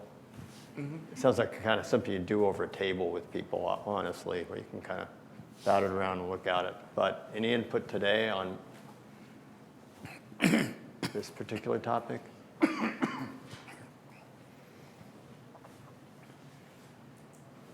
Fine. So, roles and responsibility. Oh, sorry. Yeah, good. Hi, I'm Christina Snyder. I'm the Executive Secretary of the Native American Heritage Commission and the Tribal Advisor for Governor Gavin Newsom.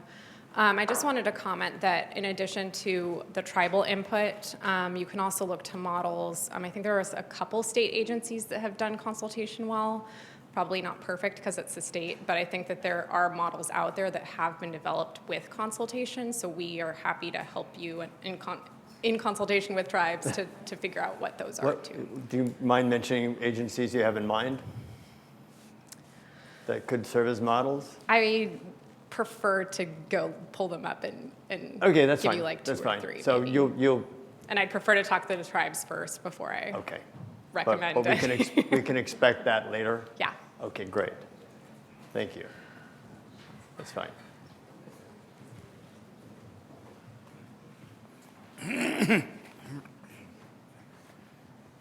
So my name is Desiree Martinez. I'm a Gabrielino Tonga member, but I'm also on the NAGPRA subcommittee. And I provided to the UC the consultation manual that the National Association of TIPOs put together. It's been over 10 years now, in order to show that there are documents out there in terms of that have been created for consultation.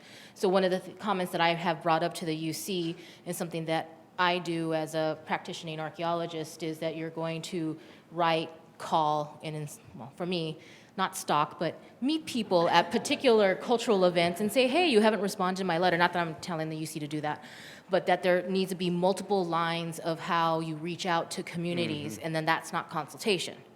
That's you're trying to do your good faith effort to get people engaged. So we definitely take that idea of consultation to heart, and if you have a particular way in process you want that to happen, now is the time to let the UC know that this is the appropriate way to get us involved. If it is me having to stalk Dino to comment, then I'll stalk him, but that's me personally. No, thanks for stating that.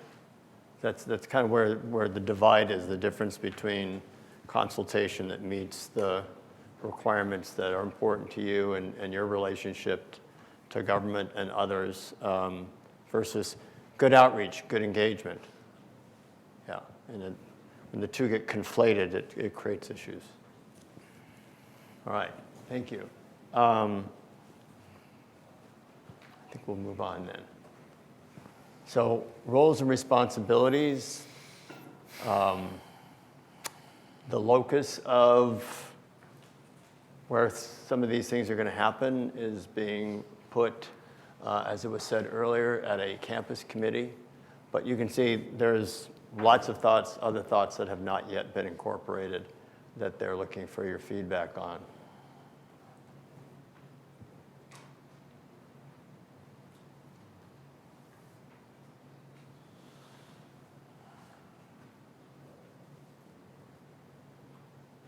Any additional feedback or suggestions?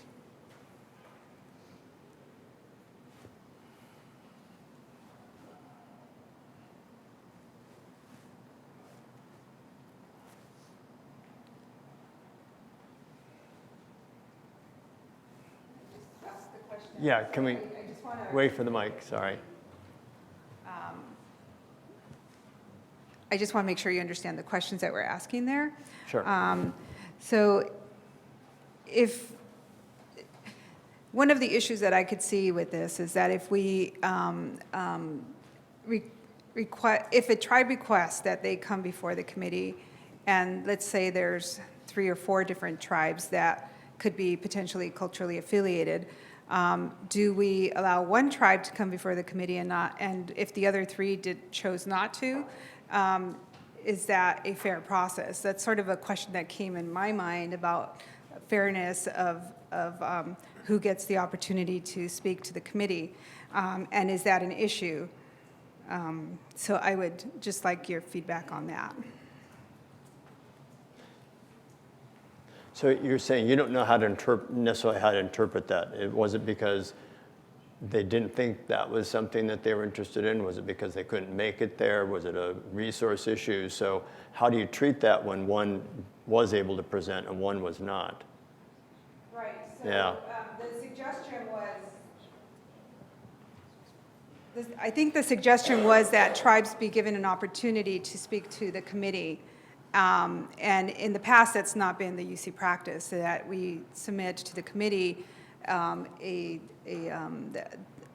the written case, and we put it before the committee to review and discuss, but the tribes don't come and speak to the committee itself. And the suggestion, I think I'm not opposed to it, so I just want to be clear on that, but I want to make sure that we talk about what happens if only one of the tribes has requested that and the other tribes do not. Is there any concern there then that if only one tribe comes to speak to the committees, that there be like greater weights given to that one tribe?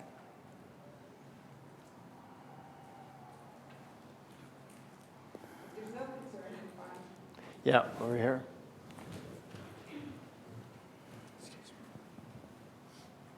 Hi, I'm Phenosha Bowerly, Native American Student Development at UC Berkeley. But I just want to clarify, Lourdes, do you mean come before the committee and present the orally? Is that I'm reading on this? And the other tribes, if they chose not to, would present would have written? Yes? Is that, I just wanted, before I respond. I think that, and this is just my opinion, but it would seem that if we are trying to humanize this process, because this is actually a human rights law, it makes sense that accepting oral presentation instead of written or in addition to written, and maybe having that option really explicitly, like in the policy, having that option.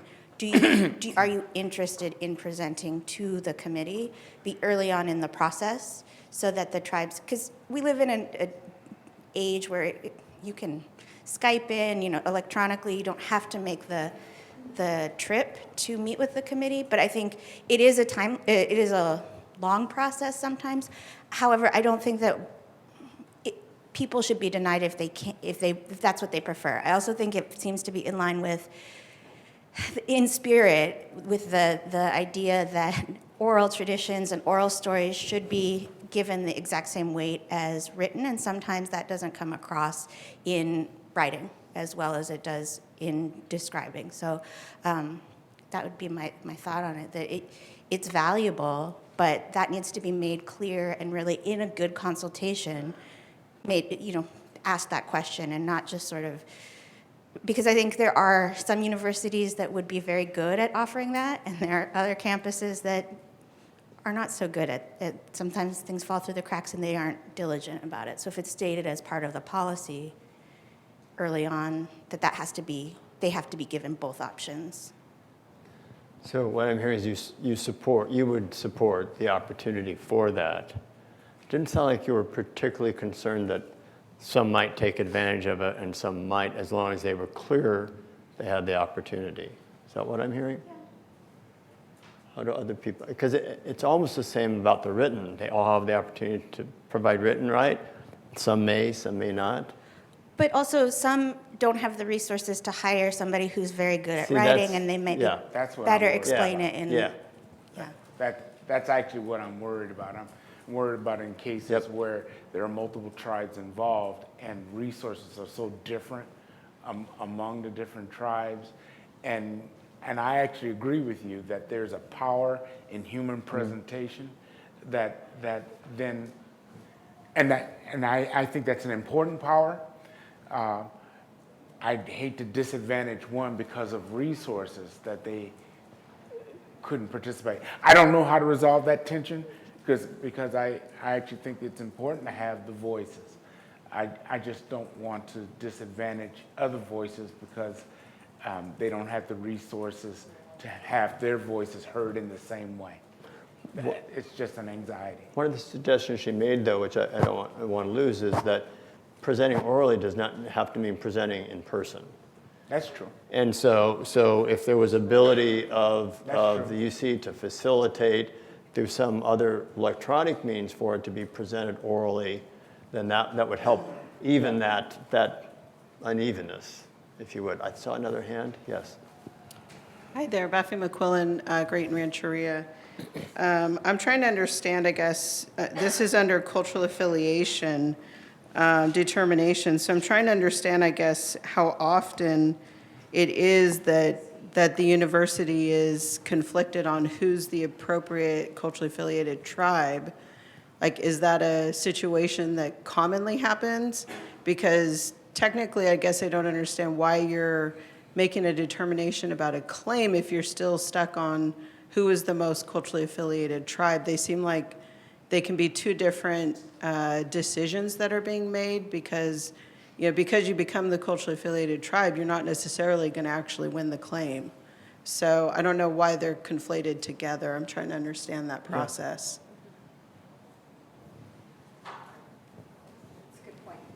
Can we go over here? Oh, do we already have one back here? Go ahead. I just had a comment about the fairness issue, and I think that part of this is opening up to meeting tribes where they're at rather than providing like something that's okay on UC terms, but maybe everybody can't come to. I think if you have competing tribes, you're probably all looking at the same location, and so I would consider incorporating into your consultation policy some sort of travel element where you go to people where they're at and try to accommodate their needs. Okay. This is Laverne again with Yochidi. Just to elaborate a little bit more on what Buffy said. So I don't know what the current system is and how they're identifying tribes within that area in order to reach out to, but what happens if there's a tribe who's non-federally recognized in that area, and because they pretty much don't have a say-so, and somebody's writing, something that says cultural affiliation, and it sounds like they're not consulting with anybody, they're just writing the cultural affiliation. But like, where is their involvement in there? And what if they're not even a part of the area and they're chiming in there? Like, it opens up a can of worms to where everybody's starting to compete on, this particular site and trying to take ownership on it. Like, there needs to be some kind of system that will speak to non-federally recognized tribes, federally recognized tribes, and even, like they said, people who don't have the resources in order to, work through that, who can, get the help to, be able to, get to these places, like she said, if it's, going to their location and understanding the tribal affiliation. So I think there's a couple different factors that need to be, figured out on this. Yeah. Okay. Can someone respond to kind of this question? Is like, well, there were really two questions here. Is it really one decision or two decisions? I thought that was interesting. There was another question, which is how often does that become an issue that there is disagreement? Is a common thing that you're dealing with? And then are the way it's set up now or the way it will be set up in the future, are the non-affiliated, are they disadvantaged in some way in participating in that process? It's a lot, I know it's a lot, but I heard all three of those things. All right, so any immediate ability to answer any of those questions? Not necessarily state policy, but at least answer the factual nature of that. Can we get the mic? Sorry. Yes, I appreciate your comment. I think that that is a very valid thing. So there's a distinction between a decision to repatriate and a decision to culturally affiliate. And decision to culturally affiliate could mean that you could culturally affiliate with more than one tribe. It could be many tribes there. So there's less of that conflict at that point. And I've also heard the point on consultation having to occur before these decisions take place anyway. So point taken. Thank you. Go ahead, back there. Hi, I'm Megan Noble. I'm the NAGPRA project manager at UC Davis, and I was just going to provide a little bit of a campus perspective to some of those questions on the table about how often and when in the process. So for our campus, and I can't speak on behalf of the other campuses, but for our campus, there really are two decisions. That cultural affiliation decision is the one that is reviewed by the campus committee and is reviewed by the system-wide committee, and then the claims come in. So it's often that we don't know that there's a conflict of claims until after that's gone all the way through that process. So it might be a two-stage. We might not need, I think anytime we can offer the opportunity for tribes to meet with them on their land or at a UC campus, I think that's important. But there might not be a conflict, or you might not know there's a conflict until you're much further along in the process. I would say for us as a campus, what has happened typically is we believe that there's some conflict in the consultation process. Different tribes are asserting that they're going to claim, and then oftentimes by the time the notice has come forward, they have often resolved it amongst themselves. So I'm hopeful that that continues to be the model moving forward. So we haven't been in a situation where we've been resolving a competing claim at this point. So. I also heard at lunch that there's another possible outcome, which is it could be repatriated to, in essence, more than one tribe, and they could take care of what needs to be done instead of holding up the repatriation until someone's made a determination of the one and only true tribe. I heard that being talked about during lunch, too. So can we go over here? Isaac hasn't had a chance to say anything. Hi, Isaac Pohorkis, also with the Yochadihi staff.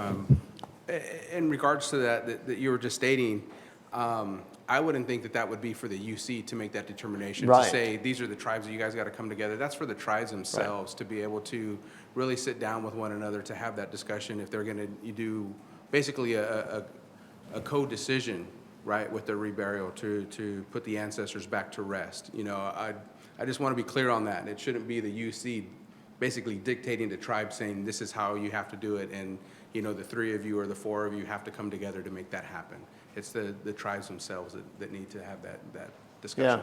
Yeah, and if repatriation was being held up by the first decision, which is affiliation, it would give you the opportunity to have that discussion and make a suggestion on how you can not have that be the thing that holds it up.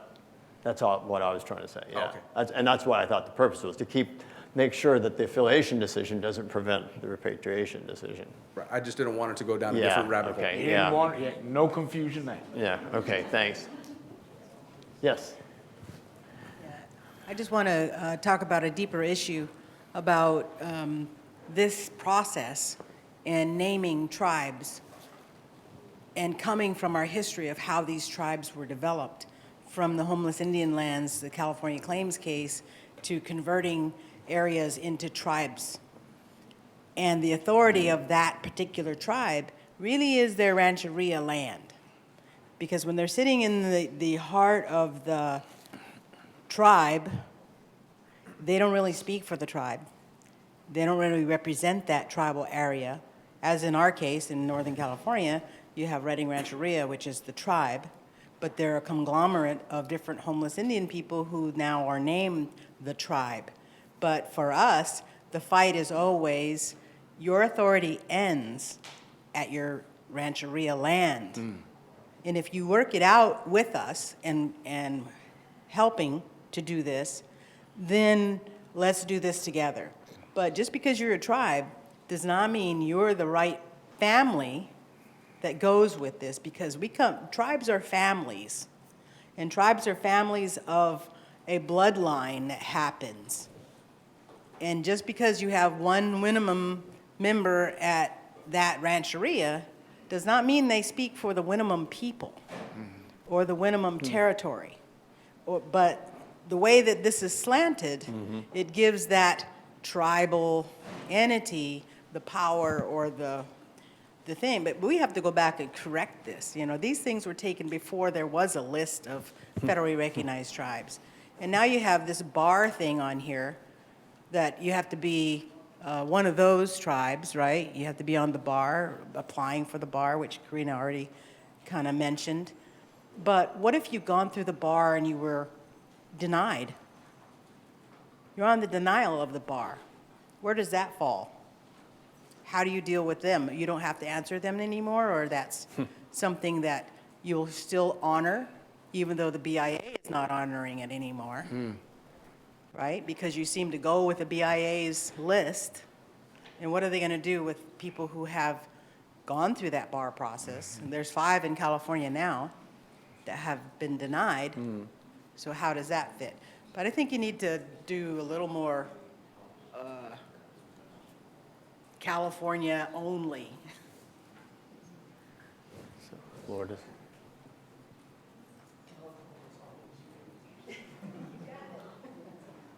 I just want to provide a clarification that the definition for a California Indian tribe is not defined by the University of California. It's defined by CalNEGBRA. So it's defined in CalNEGBRA. So that's not our decision to make. But it doesn't mean that we can't do other things, but that's, the definition is in CalNEGBRA. I just wanted to clarify that. I'm talking about the land that the tribe actually has authority over. Yeah. Okay.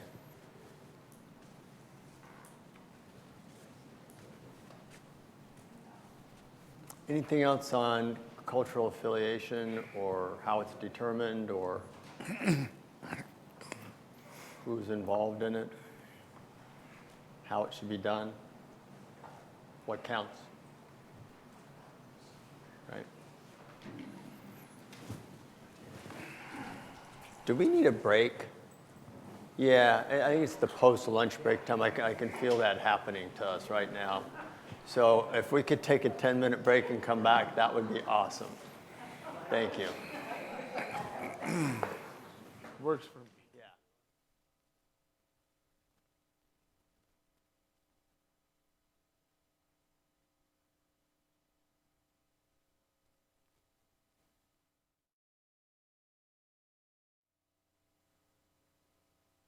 Am I on?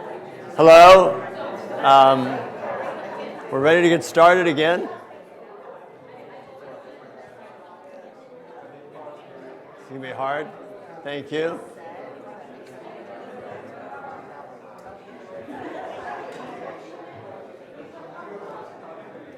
We're ready to go, all right? Thanks. Oh, I didn't see the nuts. Oh, banana. Oh, I would love a banana. Yes. I figured I'd eat my apple out here because it'd be loud. No, don't worry about it. Don't worry about it.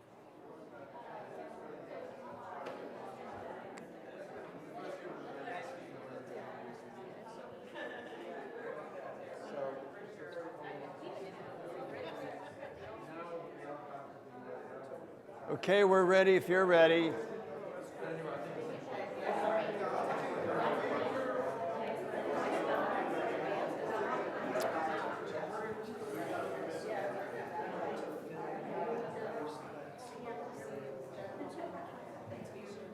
Okay. So I don't know whether you noticed, but there are some nuts and some fruit out there, so I hate to give you a reason to leave the room, but just in case you missed it, just want to let you know that. By the numbering scheme, it looks like we're about halfway through. I have a feeling maybe we're a little bit further along than that, because I think we've also covered a number of overarching issues that kind of wash over all of the things we've talked about that are specific in nature. We're having a little bit of a microphone switch up. Since Lourdes seems to be the most popular one, we gave her the lavalier, so we won't have to wait for the mic to get to her. And Michael's feelings are a little hurt, but we'll get the microphone to you if you need to say something, okay? So other than that, I think we're pretty much back to where we started. People are doing a great job of introducing themselves. I literally haven't had to remind a single person to do that, which again, we're doing primarily for the benefit of the people that we're streaming to. And I think we're ready to keep going. So I think we wrapped on 8. Anything else come, yeah, over here, come to mind? So I just wanted to make a comment. Just because it's not listed here, you can talk about anything as it relates to the policy. Yeah.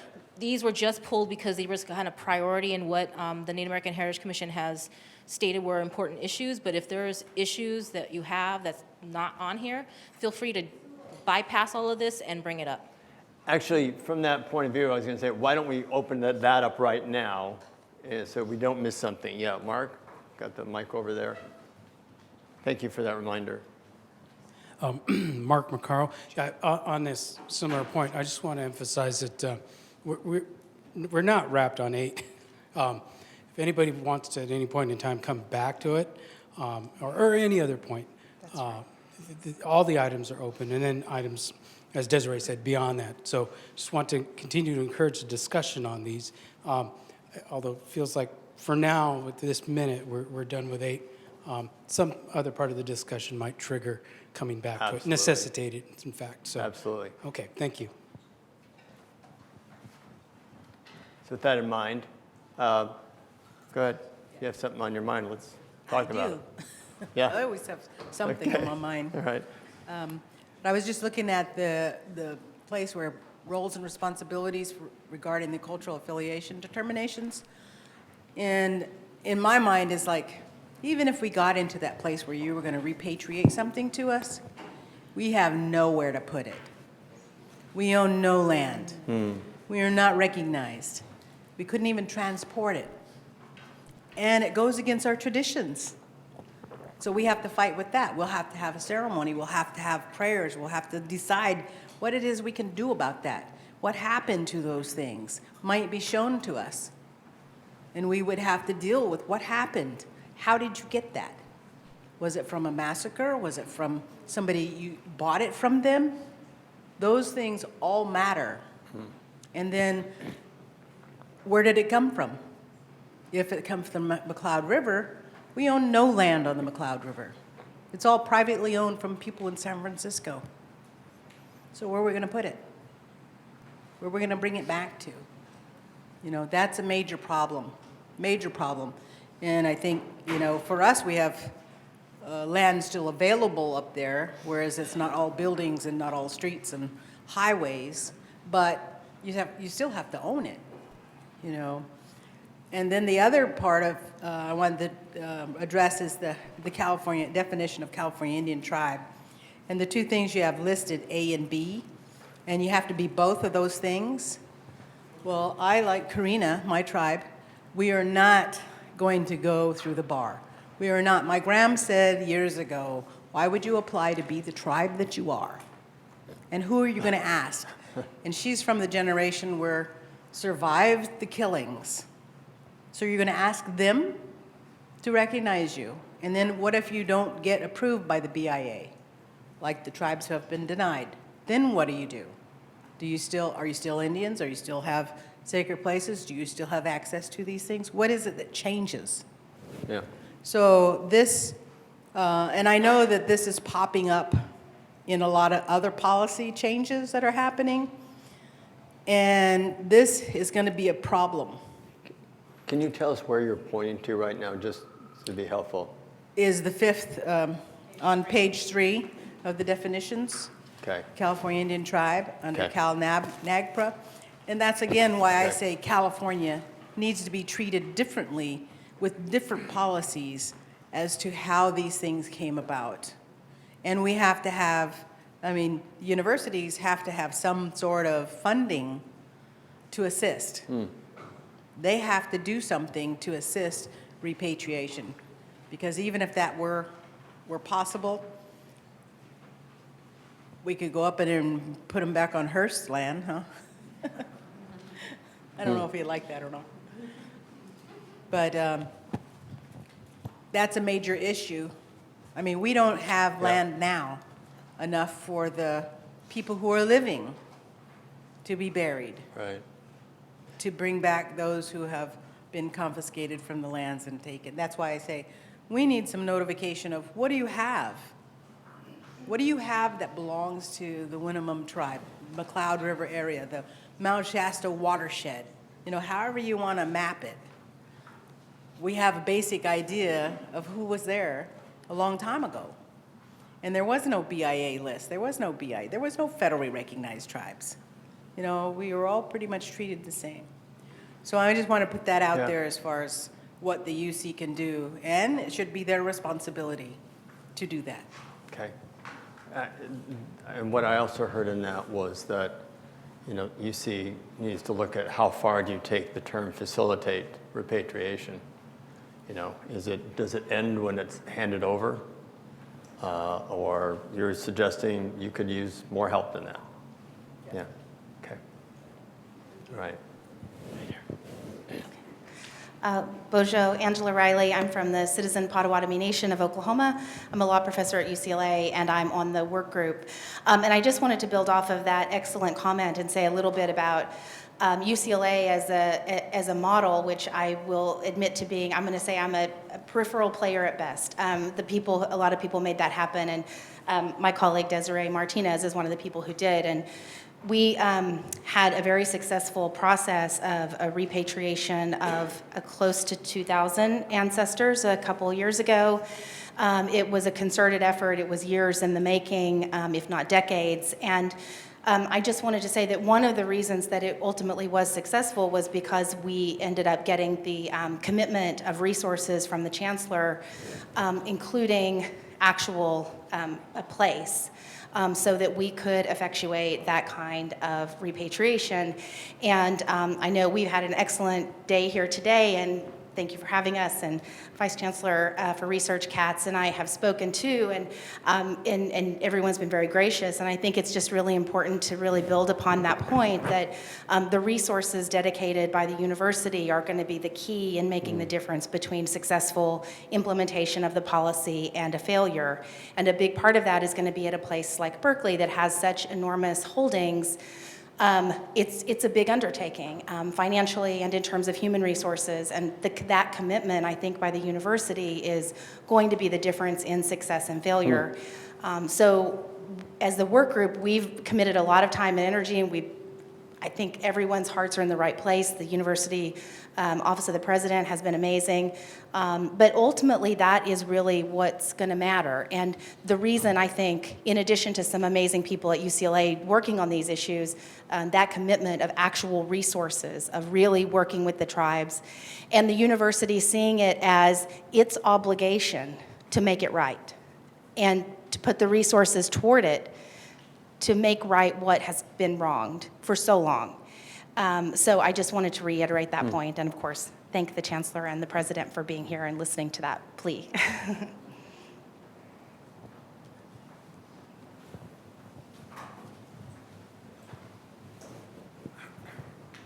Thank you. This is Tony Platt again from the Center for the Study of Law and Society on campus here at Berkeley.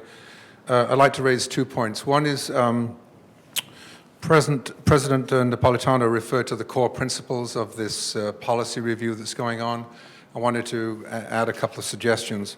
One is I think it would be important for each campus, but particularly Berkeley that I know, to be committed to a historical excavation of its own role in the looting and stealing of native grave sites and also artifacts and cultural materials over a long period of time, going back to the late 19th century. The university has never done that kind of introspection before, has not come to terms with it. And until the university does that, I think it's hard for the university as an institution to come to terms with the enormity of what took place and how it took place. So I'd like to see somewhere in the document a sense of a commitment to institutions taking responsibility for their past. So that's one point. The second point is, I'm now looking at the draft document on page 11 under point number 5, where it says the UC is committed to ethical and respectful care and culturally appropriate treatment of human remains, et cetera, et cetera.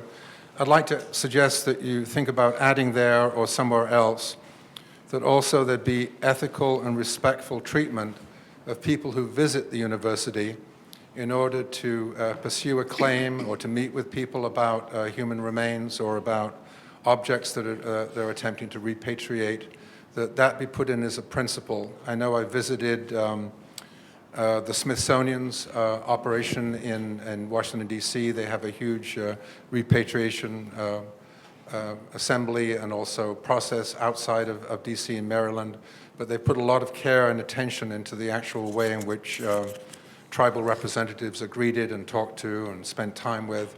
I'd like to see time and thought and energy and money and resources being put into that as an important part of the process. All right. Thank you. Thank you, that's helpful. Buffy McQuillan, Great Rancheria. I just wanted a point of clarification here. So I heard Provost Brown mention in his words this morning that the university system is committed to stopping the research, I assume testing, of any culturally affiliated or culturally unidentifiable human remains. Is that current, like you've stopped the practice right now, or are you waiting for the policy to be set before you stop the practice of testing? You mind handing him the mic? So, yeah, the policy. You don't have your thing anymore. You're over there. Oh, I was focusing on the policy. I don't know about. Right, we were focusing on the policy. I don't know if, Randy, you want to speak to? Say something. We have halted all testing of human remains at Berkeley as a statement of policy and principle. All right. You know, this seems to be working well, moving away from this sheet and just hearing what people want to talk about. So what else is on your minds that you need to share, want to share? As Mark said, this is an opportunity. Yeah, go ahead. I just wanted to say, again, my name is Karina Gould. I'm with Confederated Villages of Lashawn, this land here that we're on, one of the tribes that have been on this land forever. And I talked to Provost Michael and Lourdes this morning, and one of the opportunities I believe I presented for UC Berkeley was to actually purchase land or give land back for our ancestors to be repatriated in. UC Berkeley holds acres of our territory, and we have no access to it. And like Chief Charlene Yzma said, we don't have anywhere to repatriate our ancestors. I went and visited our ancestors, and they were in lockers to the ceiling of this room and probably filled this room a few years ago. And I ended up staying in bed for 3 days because I couldn't physically move. And that was the first time I saw the thousands of ancestors in these racks, not taken care of in a good way. And so the shell mounds that our ancestors came from, that Nels Nelson created a map of in 1909, that designated 425 of our ceremonial and burial sites around the bay, have almost all been decimated. And it's because of UC Berkeley starting that. We're in the process right now of saving the last bit of the oldest one that's on 4th and University and here in Berkeley. And it's right along Strawberry Creek, which runs right through the campus of UC Berkeley. Wouldn't it be an honorable thing for UC Berkeley to honor those ancestors, to reinter them back into the land that they came from, to recreate a shell mound that no one in the Bay Area has seen for hundreds of years because of the decimation of our places? Wouldn't that be a great way for us to recreate this healing process between an institution and the tribes that have been harmed? Thank you.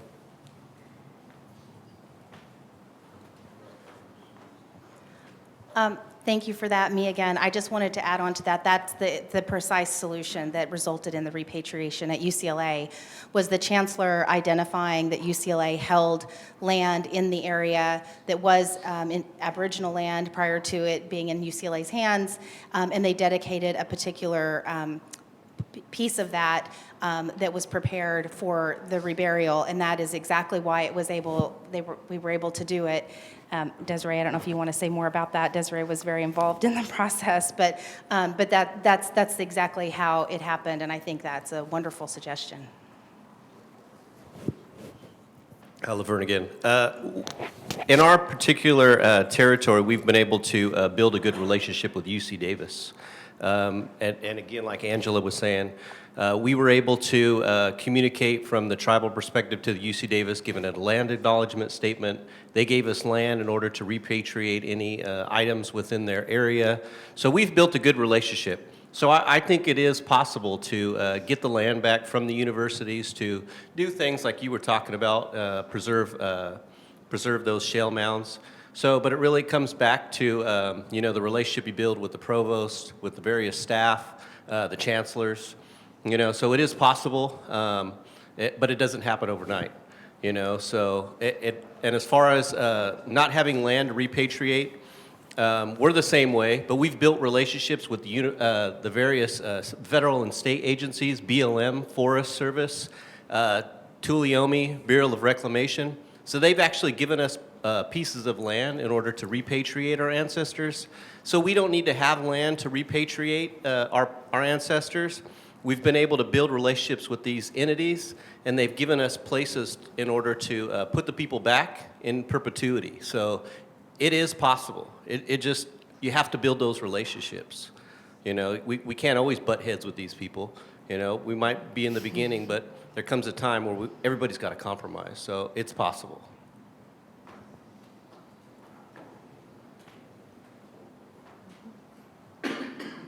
What else should we talk about?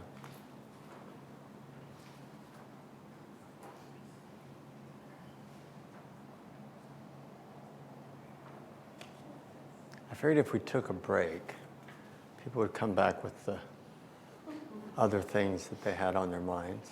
And we did, several of them. Thank you. It's also kind of hard to know when we're done. So I'm just standing here waiting. Thank you. Oh, okay. All right. I have a question. And now I need to find it. But it's back to the paper. And it said, sorry, that's what I'm looking for. It had to do with putting in a mechanism for filing a complaint. Mm-hmm. Number 4? Number 4. Thank you. Oh, yes, we added a complaint mechanism. Can we hear what that mechanism is? Because I think is it at the UC level and will be made very visible, or will it be at the campus level where we know that there have been mechanisms for complaints, but sometimes they don't reach the office of the president? That's a good point. We right now are in the current version 2. It's envisioned that the complaint would be at the campus level. So there's an appeal process for decisions on like cultural affiliation, repatriation, et cetera. But if there's a complaint about the process, like to the point that was made earlier about like not having maybe a good reception, not having a good meeting, or anything about the process itself, that there would be a way to file a complaint with the campus. Now, I hadn't quite thought about like what if that doesn't get resolved there, but so it's a good point. Yeah, I say that because something that Provost Brown said in the beginning, where we want to, it's good, we want to create a policy where the policy guides and rules, not personalities and people, right? And I think, no, not to be out of line, but just owning that at Berkeley, we have not done as well as we could, and working with tribes, hearing really awful stories of putting in complaints, and the process allowed them to not get to where they needed to go, to where now we tell people to complain to the president because there's just a lack of communication. So I think if you're doing a policy at the campus level, there also needs to be a mechanism to push it to the level so folks don't also feel like they have to go to national NAGPRA, or because also that I think also considering that recourse is very limiting too, because national NAGPRA is aware of all of the problems at our institution, and there's a very limited amount that they can do from the outside as well. So I think there really needs to be a two-level accountability within the system.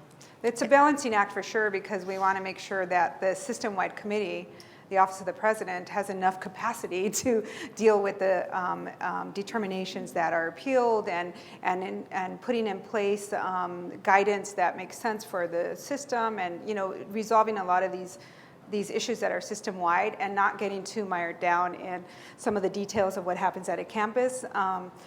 But it's a balancing act, I think, for sure. I think we've heard from leadership here at the Berkeley campus is going in a different direction, and hopefully when a complaint is filed at the campus level, that it's going to be different from here on out. Well, absolutely. I think it makes sense that if there's, He's running. I think there's value to consider bubbling up a complaint. That if it isn't resolved satisfactorily on the campus, who else gets to see that? Who else gets to know? And it does make sense that that the Office of the President, if that's what I'm hearing you say, I think it's worth considering. Well, I think also, I hear it, you, Lourdes, like, you all have a lot going on, but I think it comes back to Angela's point about resources as well. If this is really going to be done right system-wide, there needs to be resources, and people are resources to be able to handle some of these things that have been falling through the cracks at a campus-wide level, not just at Berkeley, but at other places too. Just so something to consider. It doesn't not immediately, but yes, the process, there's a commitment now, but that's also based on the people who are there making those decisions. And when those people go, it may not be the same. And so it's speaking to that, removing personality and really having a policy that catches those things. Right. Thank you for your point. It kind of goes without saying, you need policies that support where you want to go, and you need people who support where they're trying to go. You can't, one won't do it by itself. We are wildly ahead of schedule if you guys are running out of steam.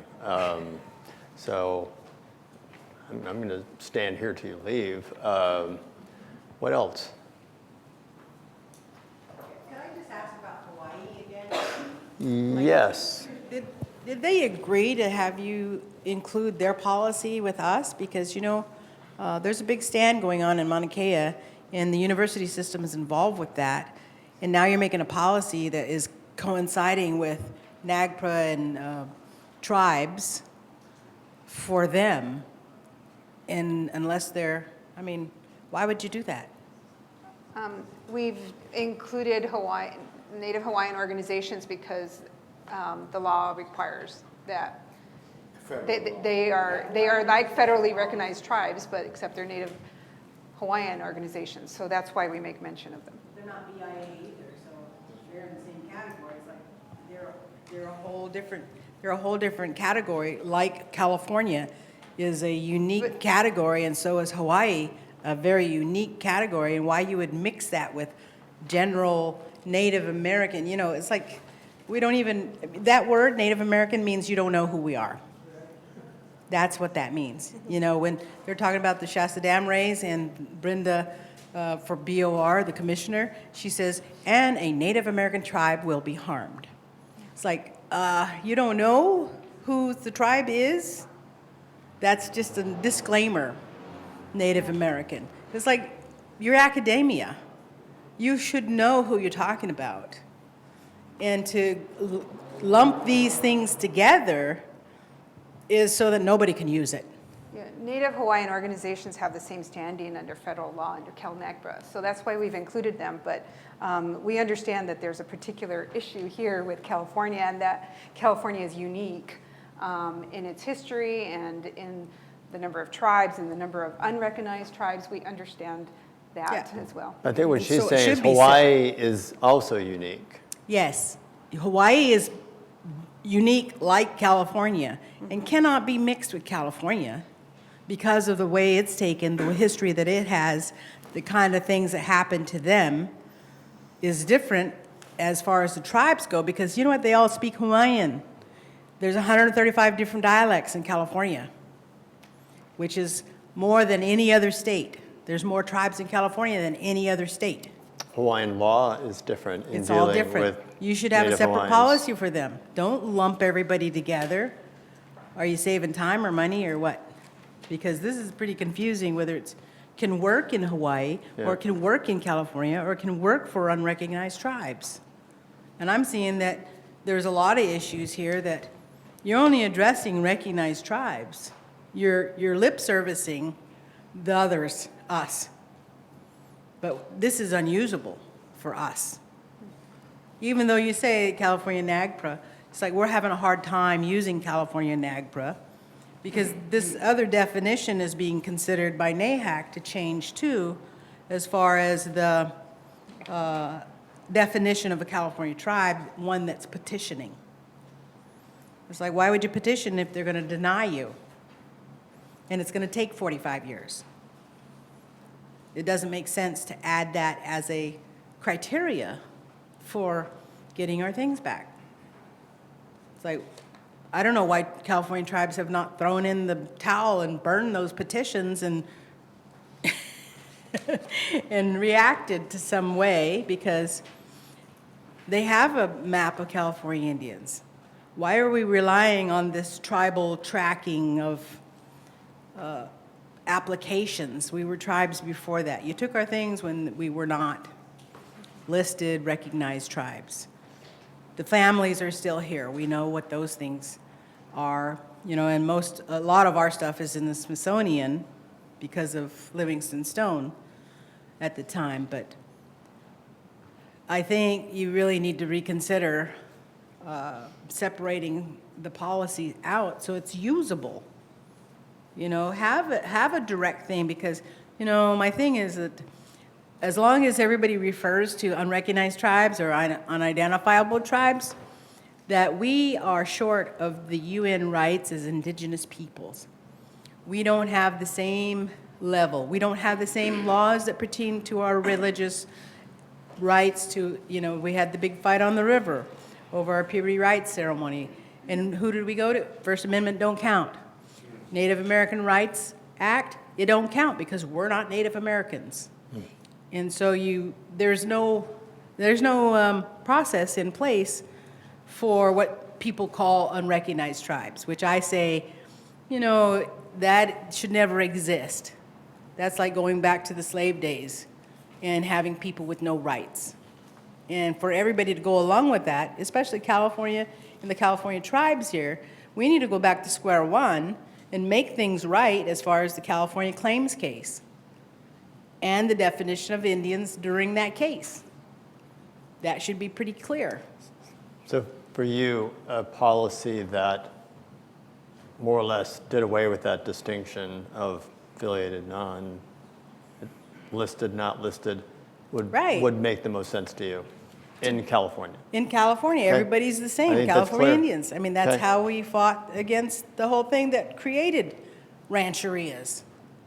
You know, created. And we all paid for those rancherias for them to turn out to be the recognized tribes, and we're not. It's like, why did we have to pay for that land then? You know, that's not right.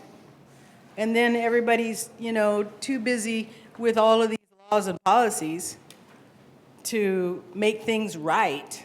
I mean, for California, we really have to revisit. University system should help us do that. You guys are the experts. You guys are writing the papers and documents that says, not the BIA, you know, BIA takes 2-3 years to look at one petition, you know, and it's not, you know, our neighbors, the Wintu tribe, they're on the petition since 1983, and they're number 137, and so they'll all be dead by the time that petition gets read and in the works.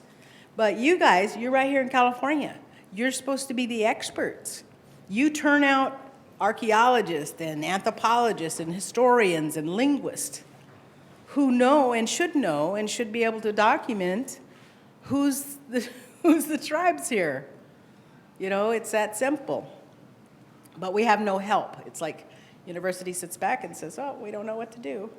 Can't do anything because the federal government, it's like, oh, the federal government's doing right. The laws were right when they said kill all the Indians. You know, the slavery laws were right. You know, some laws have to be changed. They're not right.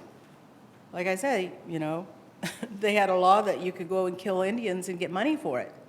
Well, we knew where the Indians were, but could we use that law? No, we shouldn't use that law. But maybe we could have got rich, some of us. You know, how stupid is that? What a law, but a lot of people did get rich off killing Indians.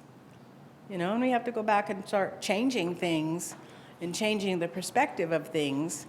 And like Karina was saying, is that to repatriate is a big responsibility to address those things that were taken, that were held, and now we have to break our own taboos to reset this. You don't. Universities don't. You know, it's no big thing. It's like, okay, get that paper on my desk. But we do. And this is the issue that I think that, you know, Native Hawaiians should be here. And I'm an advocate for them. Also because, you know, my friend Pua is on the mountain right now fighting against the telescope that the university system is in. You know, and that is destroying sacred sites still. It's like you haven't learned how not to destroy sacred sites. Or the reasons are more compelling that you do, you know, go for those things rather than to really look at indigenous knowledge and indigenous peoples that have a connection to the land and cosmologies to set things back, set things right. So anyway, that's my spiel on that. Separate policies for California, and let's deal with the issues. The tribes need to deal with the issues that got recognition because we all went under the California claims case. And the universities need to also, you know, acknowledge what happened to the tribes and that unrecognized tribes have no mechanisms to say how many of our people are getting into your schools, how many of our people are getting assistance to go to your schools, how many are, there's no mechanisms to identify what's happening with the quote unrecognized because nobody wants to look at the California claims case list that we all have roll numbers saying who we were and that we were here before 1850.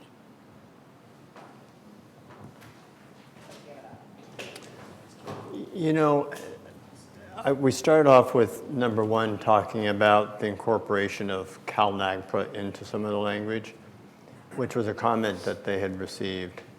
But I think what I'm hearing is there may be a purpose in doing that, but that doesn't solve a lot of other things.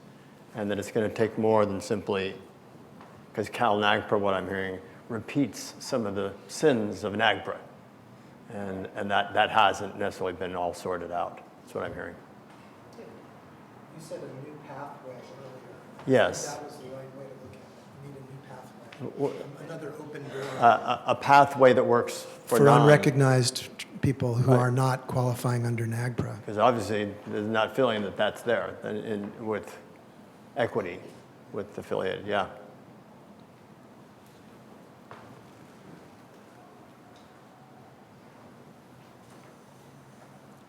I just feel like, what more can you say at this point? By the way, I did note that we're dealing with federally recognized, we're dealing with ultimately California recognized, but what do we do with those who don't qualify for those criteria but are still tribes in California? How do we handle that? And the policy as written right now doesn't explicitly address that. Thanks for acknowledging that, Michael. But the policy does allow for a disposition under 1011. So if there's a process for non-federally recognized tribes. Right. So I think that's another thing that the advisory group might be able to make some good suggestions on after we've heard from all of the sessions. Does anybody have anything else they wanted to make sure we heard today? So Yeah, over here. Can we address number 13, the one about loans? I see number 13 on there about loans, and I just Yes, want to let's kind do of it. get some clarification from our perspective, just to ensure that loans aren't happening, even if the universities carries these items, and they do fall under NAGPRA, that they're still not being checked out, even though a tribe has not taken a claim on these particular items, that they're not being loaned out to universities or grad students. So it sounds like we need to add verbiage in there for those particular items. Is that kind of what we're trying to say in this? They just kind of threw these out as what ifs. I mean, do you have a feeling about what is appropriate in terms of Well, loans? I don't think it's appropriate at all, and I'm sure Right. everybody can agree with this, So that until the items are put back, they should just be left where they're at. I mean, everybody's kind of saying that, it's already bad enough that these items are on lockers, they're in basements, we just want them to be put back. So if there needs to be verbiage in there that says that these items will be untouched until a tribe takes claim, I think that verbiage needs to be put in there. Yes, the policy currently covers loans to UC. So for instance, let's say that there is a university that has the cultural remains of a particular tribe, and that particular tribe wants to collaborate with the University of California in some kind of project. Then there might be a loan to the University of California, and the researchers there would be working with the tribe. So we already covered that in the policy, but what we haven't covered, and what some of the commenters pointed out, is should we entertain at all whether the University of California would loan out to other locations what we have. And so there's potential pathways, right? An outright bar, which is I think what you're suggesting, or should it set the standard similar to what we've set for research, that it would need to be with approval of the tribe that's involved? Yeah. Thanks, Mark. So on this point, on this topic, I do remember a little bit of the discussion that we had at the work group level. As was just stated, because it seems like such a wide open potential for things to maybe even go wrong, that I think one of the notions that seemed somewhat agreeable, as I recall, and I could be wrong, is that this could only be done if the tribe whose ancestral remains were involved here in the circumstance agreed to such an arrangement with the university. That was probably the only condition. The potential black hole here, though, for some nefarious dealings was in the circumstance where there are culturally unidentifiable remains, at least as the university describes them, and there may be tribes out there who claim them, but there hasn't been agreement. Yet the university could be in a position to loan those to a medical school across the United States, or even in Europe or something. So that just, the whole concept of that just became extremely troubling. And I don't remember what our resolve was on that, because we're still trying to grapple with the policy on culturally unidentifiable. But for clarity, in the narrow circumstance where a tribe was able to agree that we have an interest for some reason, maybe in having San Francisco, UC San Francisco, and medical researchers there do some research on our ancestors' remains, if that would be up to that tribe, and only up to that tribe. It's a hypothetical, but that's kind of the nature of the discussion that I recall that we had. Thank you. Thanks. Back here. Hi, my name is Verna Bowie. I'm from UC Berkeley. I have a question on how, or could you share with us how the policy addresses ancestors that are within the UC museums for which we don't have control over? They are under the control of a different agency. Like, yeah, give an example. Like the Navy, yep. Oh. Yes.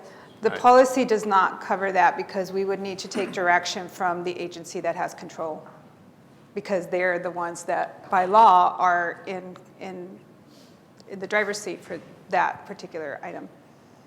I mean, the only thing that we have said with that regard is that if we store them, we need to store them to the same degree that we are imposing on ourselves. So same temperature, safety, seismic, and all those other things. So we are imposing that on ourselves. But with regard to cultural affiliation and consultations and everything, then that agency is responsible by law. Is that what you had in mind? Is that what you're asking, or do you want to follow up? I feel like we maybe didn't connect all the dots on that one. I was curious if there could be a way that this policy could apply to those agencies. Not by law, so I think that's the issue. All right. Microphone. Oh, I'm just wondering, it's worth discussing if one envisions any more such remains or artifacts coming to the university by a federal agency. What would be the policies that would guide us receiving them? Good question. And That we do address. I was wondering if we could. Yeah, that we do address, and it's very clear that we are not going to take on any more unless it's by Chancellor approval. So we're not likely to take on any more. And if we did, probably governed by the university's policies, right? Well, if it's there's two issues, right? One is if remains were found in a home of a university archaeologist that passed away, and then, what do you do with those things? And then there is a public interest in the university, perhaps taking control of those items with the goal of repatriation. So we've said that if that's the goal, then we might do it as a public service. We have left that open only if it's for the goal of repatriation, if we're going to be doing it as a public service. Because then, where does it go? But in terms of I do not see a federal agency coming to the University of California and saying, we want the University of California to take control of these. That's where I don't think that's going to happen. No, it's a high bar. I mean, it's a good question, because we've talked about like where we would take control. We have not talked in the policy about accepting under another agency's control new items, and we could put that in the policy as well, just for clarity. That's all. Where? On this issue, Buffy McQuillan, Great Rancheria, in instances where you may have another federal agency or another state agency that has collections, but you also, as the institution, hold, say, the other half of the collection, does the policy address those circumstances of how you would negotiate, or whether you would negotiate on behalf of a claimant and your university to actually bring those collections together and repatriate them? My other question goes back to the loans. I wanted to better understand the university's perspectives on loaning material. In instances in the past, I have, on behalf of a tribe, accepted loans for ceremonial practices.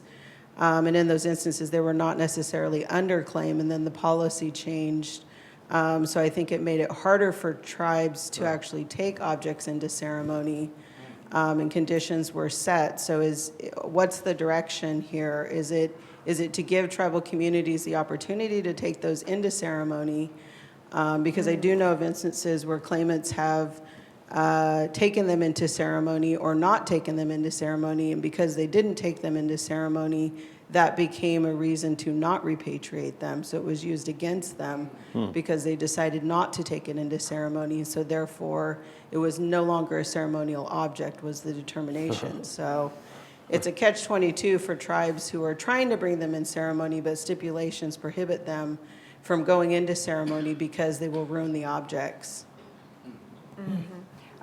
Good point. Thank you for bringing that up, because if you see up there, we've only envisioned it. The question was asked to other institutions.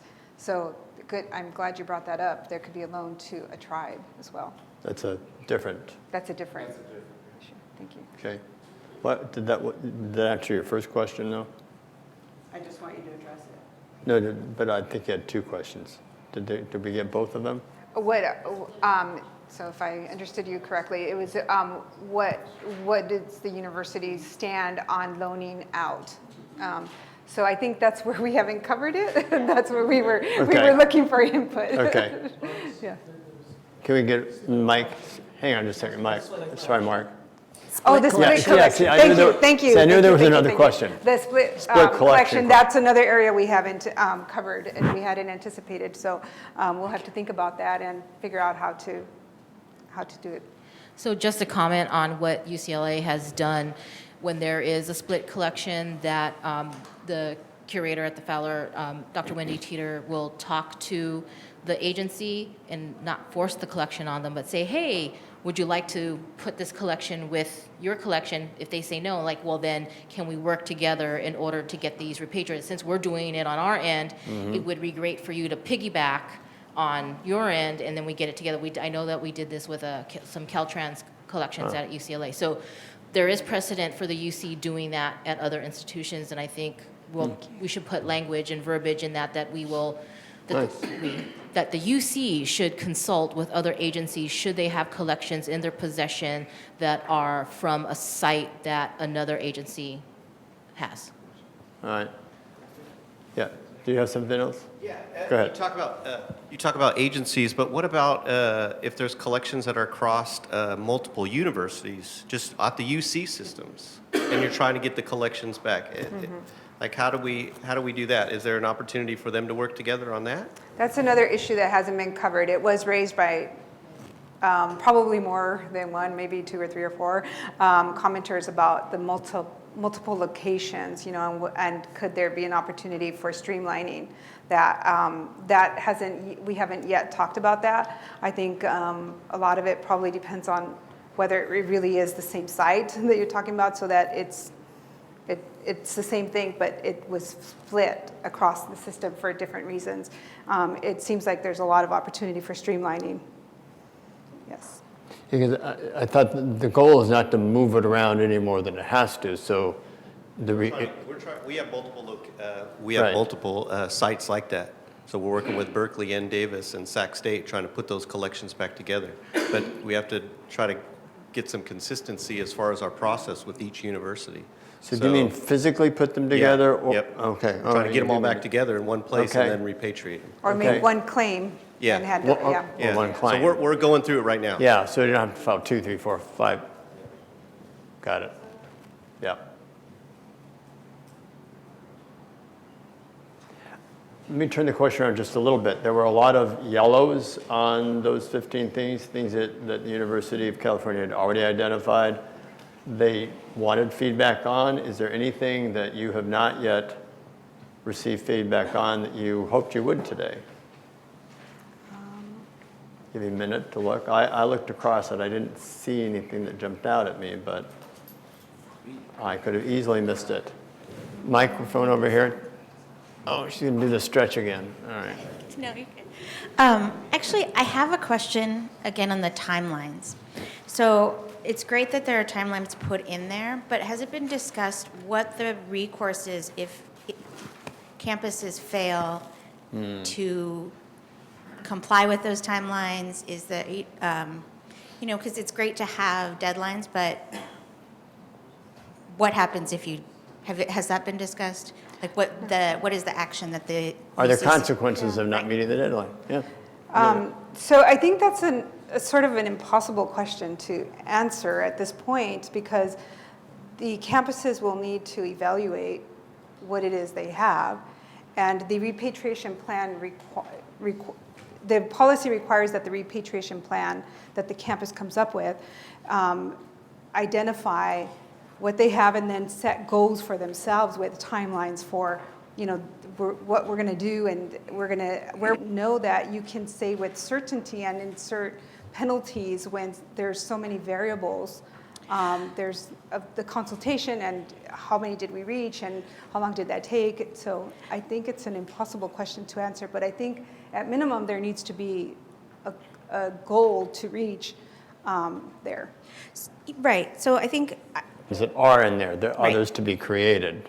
not necessarily like what's your plan, but the things that are actually Right. listed in here that is like you have to comply because there are not the resources often to keep up on who's actually complying or what.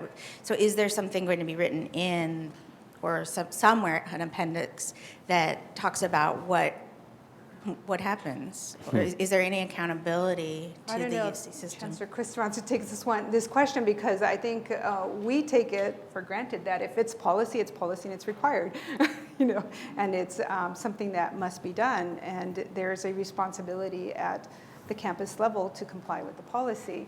I think you would agree with that and absolutely support those requirements. And reducing funding might be counterproductive. Well, I think I'm coming back. When there are concrete deadlines and expectations, then when those aren't hit, they become they become points of intervention in terms of management. So the various levels of management then get kicked in to one, inquire what happened, what caused the failure to act, and what are you going to do to rectify the situation? And then it becomes part of the performance management system too. So that's Yes. what I would say. Yes, and I'm coming back to like the policies without, I'm going back to what you were saying in the beginning, removing the personalities from the policies, because I think we can all look at every campus, and there have been times in our histories where policies weren't followed through, Yeah. and the people who are responsible for making sure they are following through, that wasn't where their attention was. And so then it leads to an erosion of the actual, so yes, it relies on the campus, but what if there is somebody in the future who at a campus who doesn't really value NAGPRA and so isn't keeping tabs? And so that's more what I'm getting I at. think that where I would come back to as well, I want to emphasize that the campus committee will now be equally represented by tribal community, by UC communities. So they're going to be receiving these reports and expecting them. And if they don't get them, then they're going to be going to up the line and complaining to the chancellor, your campus failed to provide these reports. I think that there's an avenue for that. If there's going to be a lot more interest and engagement, I think, by these committees who are where there are tribal representatives. So I think that that's part of the intention of CalNAGPRA in building these kinds of committees. And then those reports also go to the system-wide committee. So the system-wide committee also has an opportunity to say, hey, we received reports from 4 campuses and these 2 are late, what's going on there? So they have an opportunity to also have their eyes on that. And those reports also come And to there are audits that are built by the Office of the President. Yeah. I just want to remind people of what you just said, which was policies haven't been followed before. And so saying, trust us, we follow our policies, doesn't actually maybe Right. get her where she's trying to go. So she's talking about an accountability that has more teeth to it than, no, we're really good at following our policy, and we're going to hold ourselves accountable. You know, it's kind of like But there's the more old trust oversight but now. verify, you know, type thing. So I think that needs to be worked out. Is there enough there, or are there still misgivings? And again, I've heard this over and over, both side conversations and in here, that a policy that's rigorous enough to work, even when there are people that are responsible for it that may not be as committed as the people in this room are. What are the safeguards in a situation like that? Randy Katz, Vice Chancellor for Research and Berkeley NAGPRA official. I would like to suggest that, given that the university's goal is to accelerate repatriation, and given that we have a heavy lift in terms of appropriately understanding our unaffiliated human remains that we have under our care, that it would be very useful in the strategic planning exercise to not only see what our targets are, but what we believe, if given more resources, we could accelerate that. Because I think a lot of the sort of policy failures of the past, we can attribute, you know, sort of bad intent, but there's certainly an element that these activities were under-resourced and deadlines were missed. So understanding what the degrees of freedom are in terms of if we added extra experts into our museums, what would be the effect in terms of more rapid repatriation? So I call for that as not just what our plan is, but as part of that plan, what is the accelerated version, the platinum version, if you would, if we had more resources. Platinum. Now, you said in the strategic planning process, is there one of those coming? Is there one in? Yes, it's the policy requires repatriation implementation on the plan. campus level, or on Yes, the? on the campus level. Okay. So including a budget, that's already part of it, but I think that your point is about, even beyond that, what can I do with current resources, and then what can I do with more resources? Okay. Okay. Thank you. All right. I asked earlier if there was anything in particular that anyone from the UC wanted to ask for feedback on.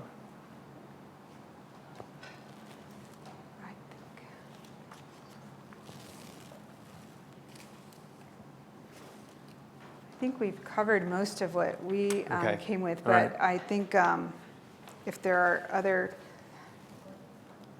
Topics. opportunities, you know, it looks, if we end early, I can make myself available and you can talk to me too as well. I was going to ask that if we were to end early, are there some one-on-one conversations that people would like to have? But again, for transparency, it's as much as we can get here with everyone and live streaming. Can we get the mic up here real quick to Desiree? If we are going to end early, and I know a lot of people are shy, that a lot of us on the subcommittee are committed to be here at least until 5. So if you want to have side conversations with us to talk about any issues, we're here. My plane doesn't leave till 9:45. So if you want to take me to dinner and take me to the airport, but we are committed to be here the whole time till 5 o'clock. So I know people are shy. I'm shy, and so please feel free. Yes, please feel free to come talk to us. Thank you.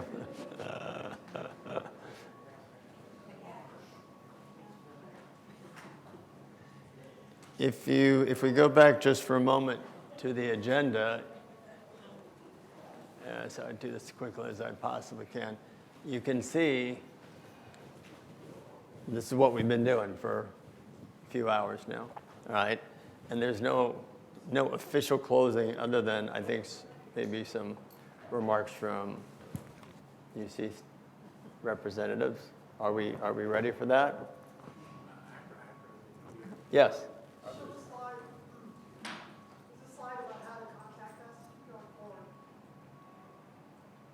Forward. Oh, okay, your forward is different than my forward. You mean at the end? Yeah. All right. We have different forwards.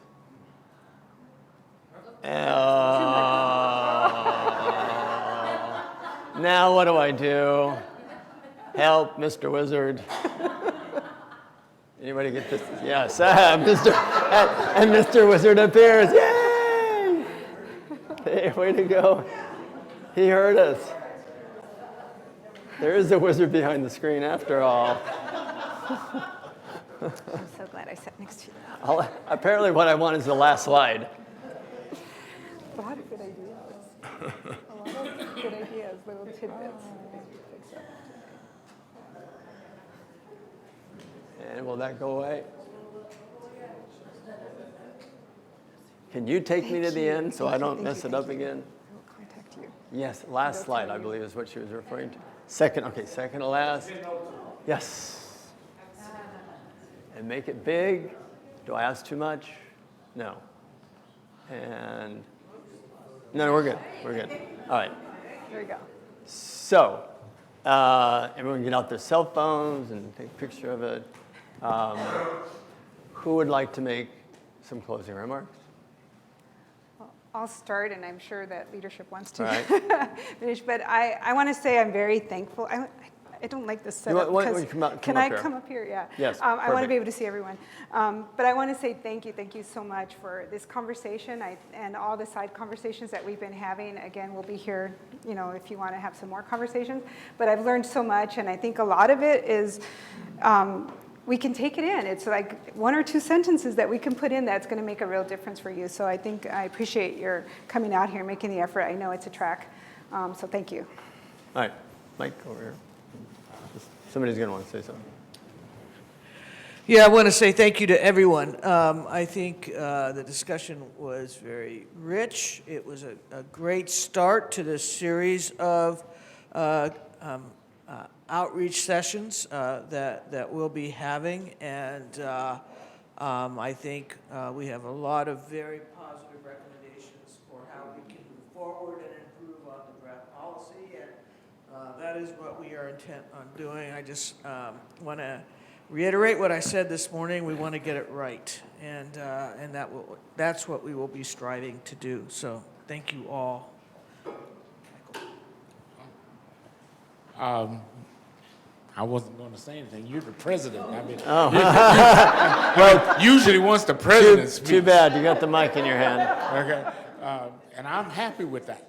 But I will say that the quality of engagement for me was what was important for me, and there were conversations that I know I had here that stay with me personally, and I just appreciate the generosity of spirit. I mean, I'm thinking about it on our conversation earlier today, just the generosity of spirit that was here. We know we have a problem. We're trying to solve that problem. And I thank the president for committing us to moving to a new day on that problem. And I'm very thankful for the work that Chancellor Chris has already done on that. And I thank you for not only the partnership that you have given to us thus far, but the partnership that we're going to have going forward, because it can't get better unless we are together and making it happen. So I just thank you for not only what you have done, but what we shall do together. So thank you. All right. Thank you, everybody. Remember, she wants to be taken out to dinner, so have plenty of time to do that. That's your only action item that you have to do when you leave here. Thank you very much for making my job so incredibly easy. Thank you.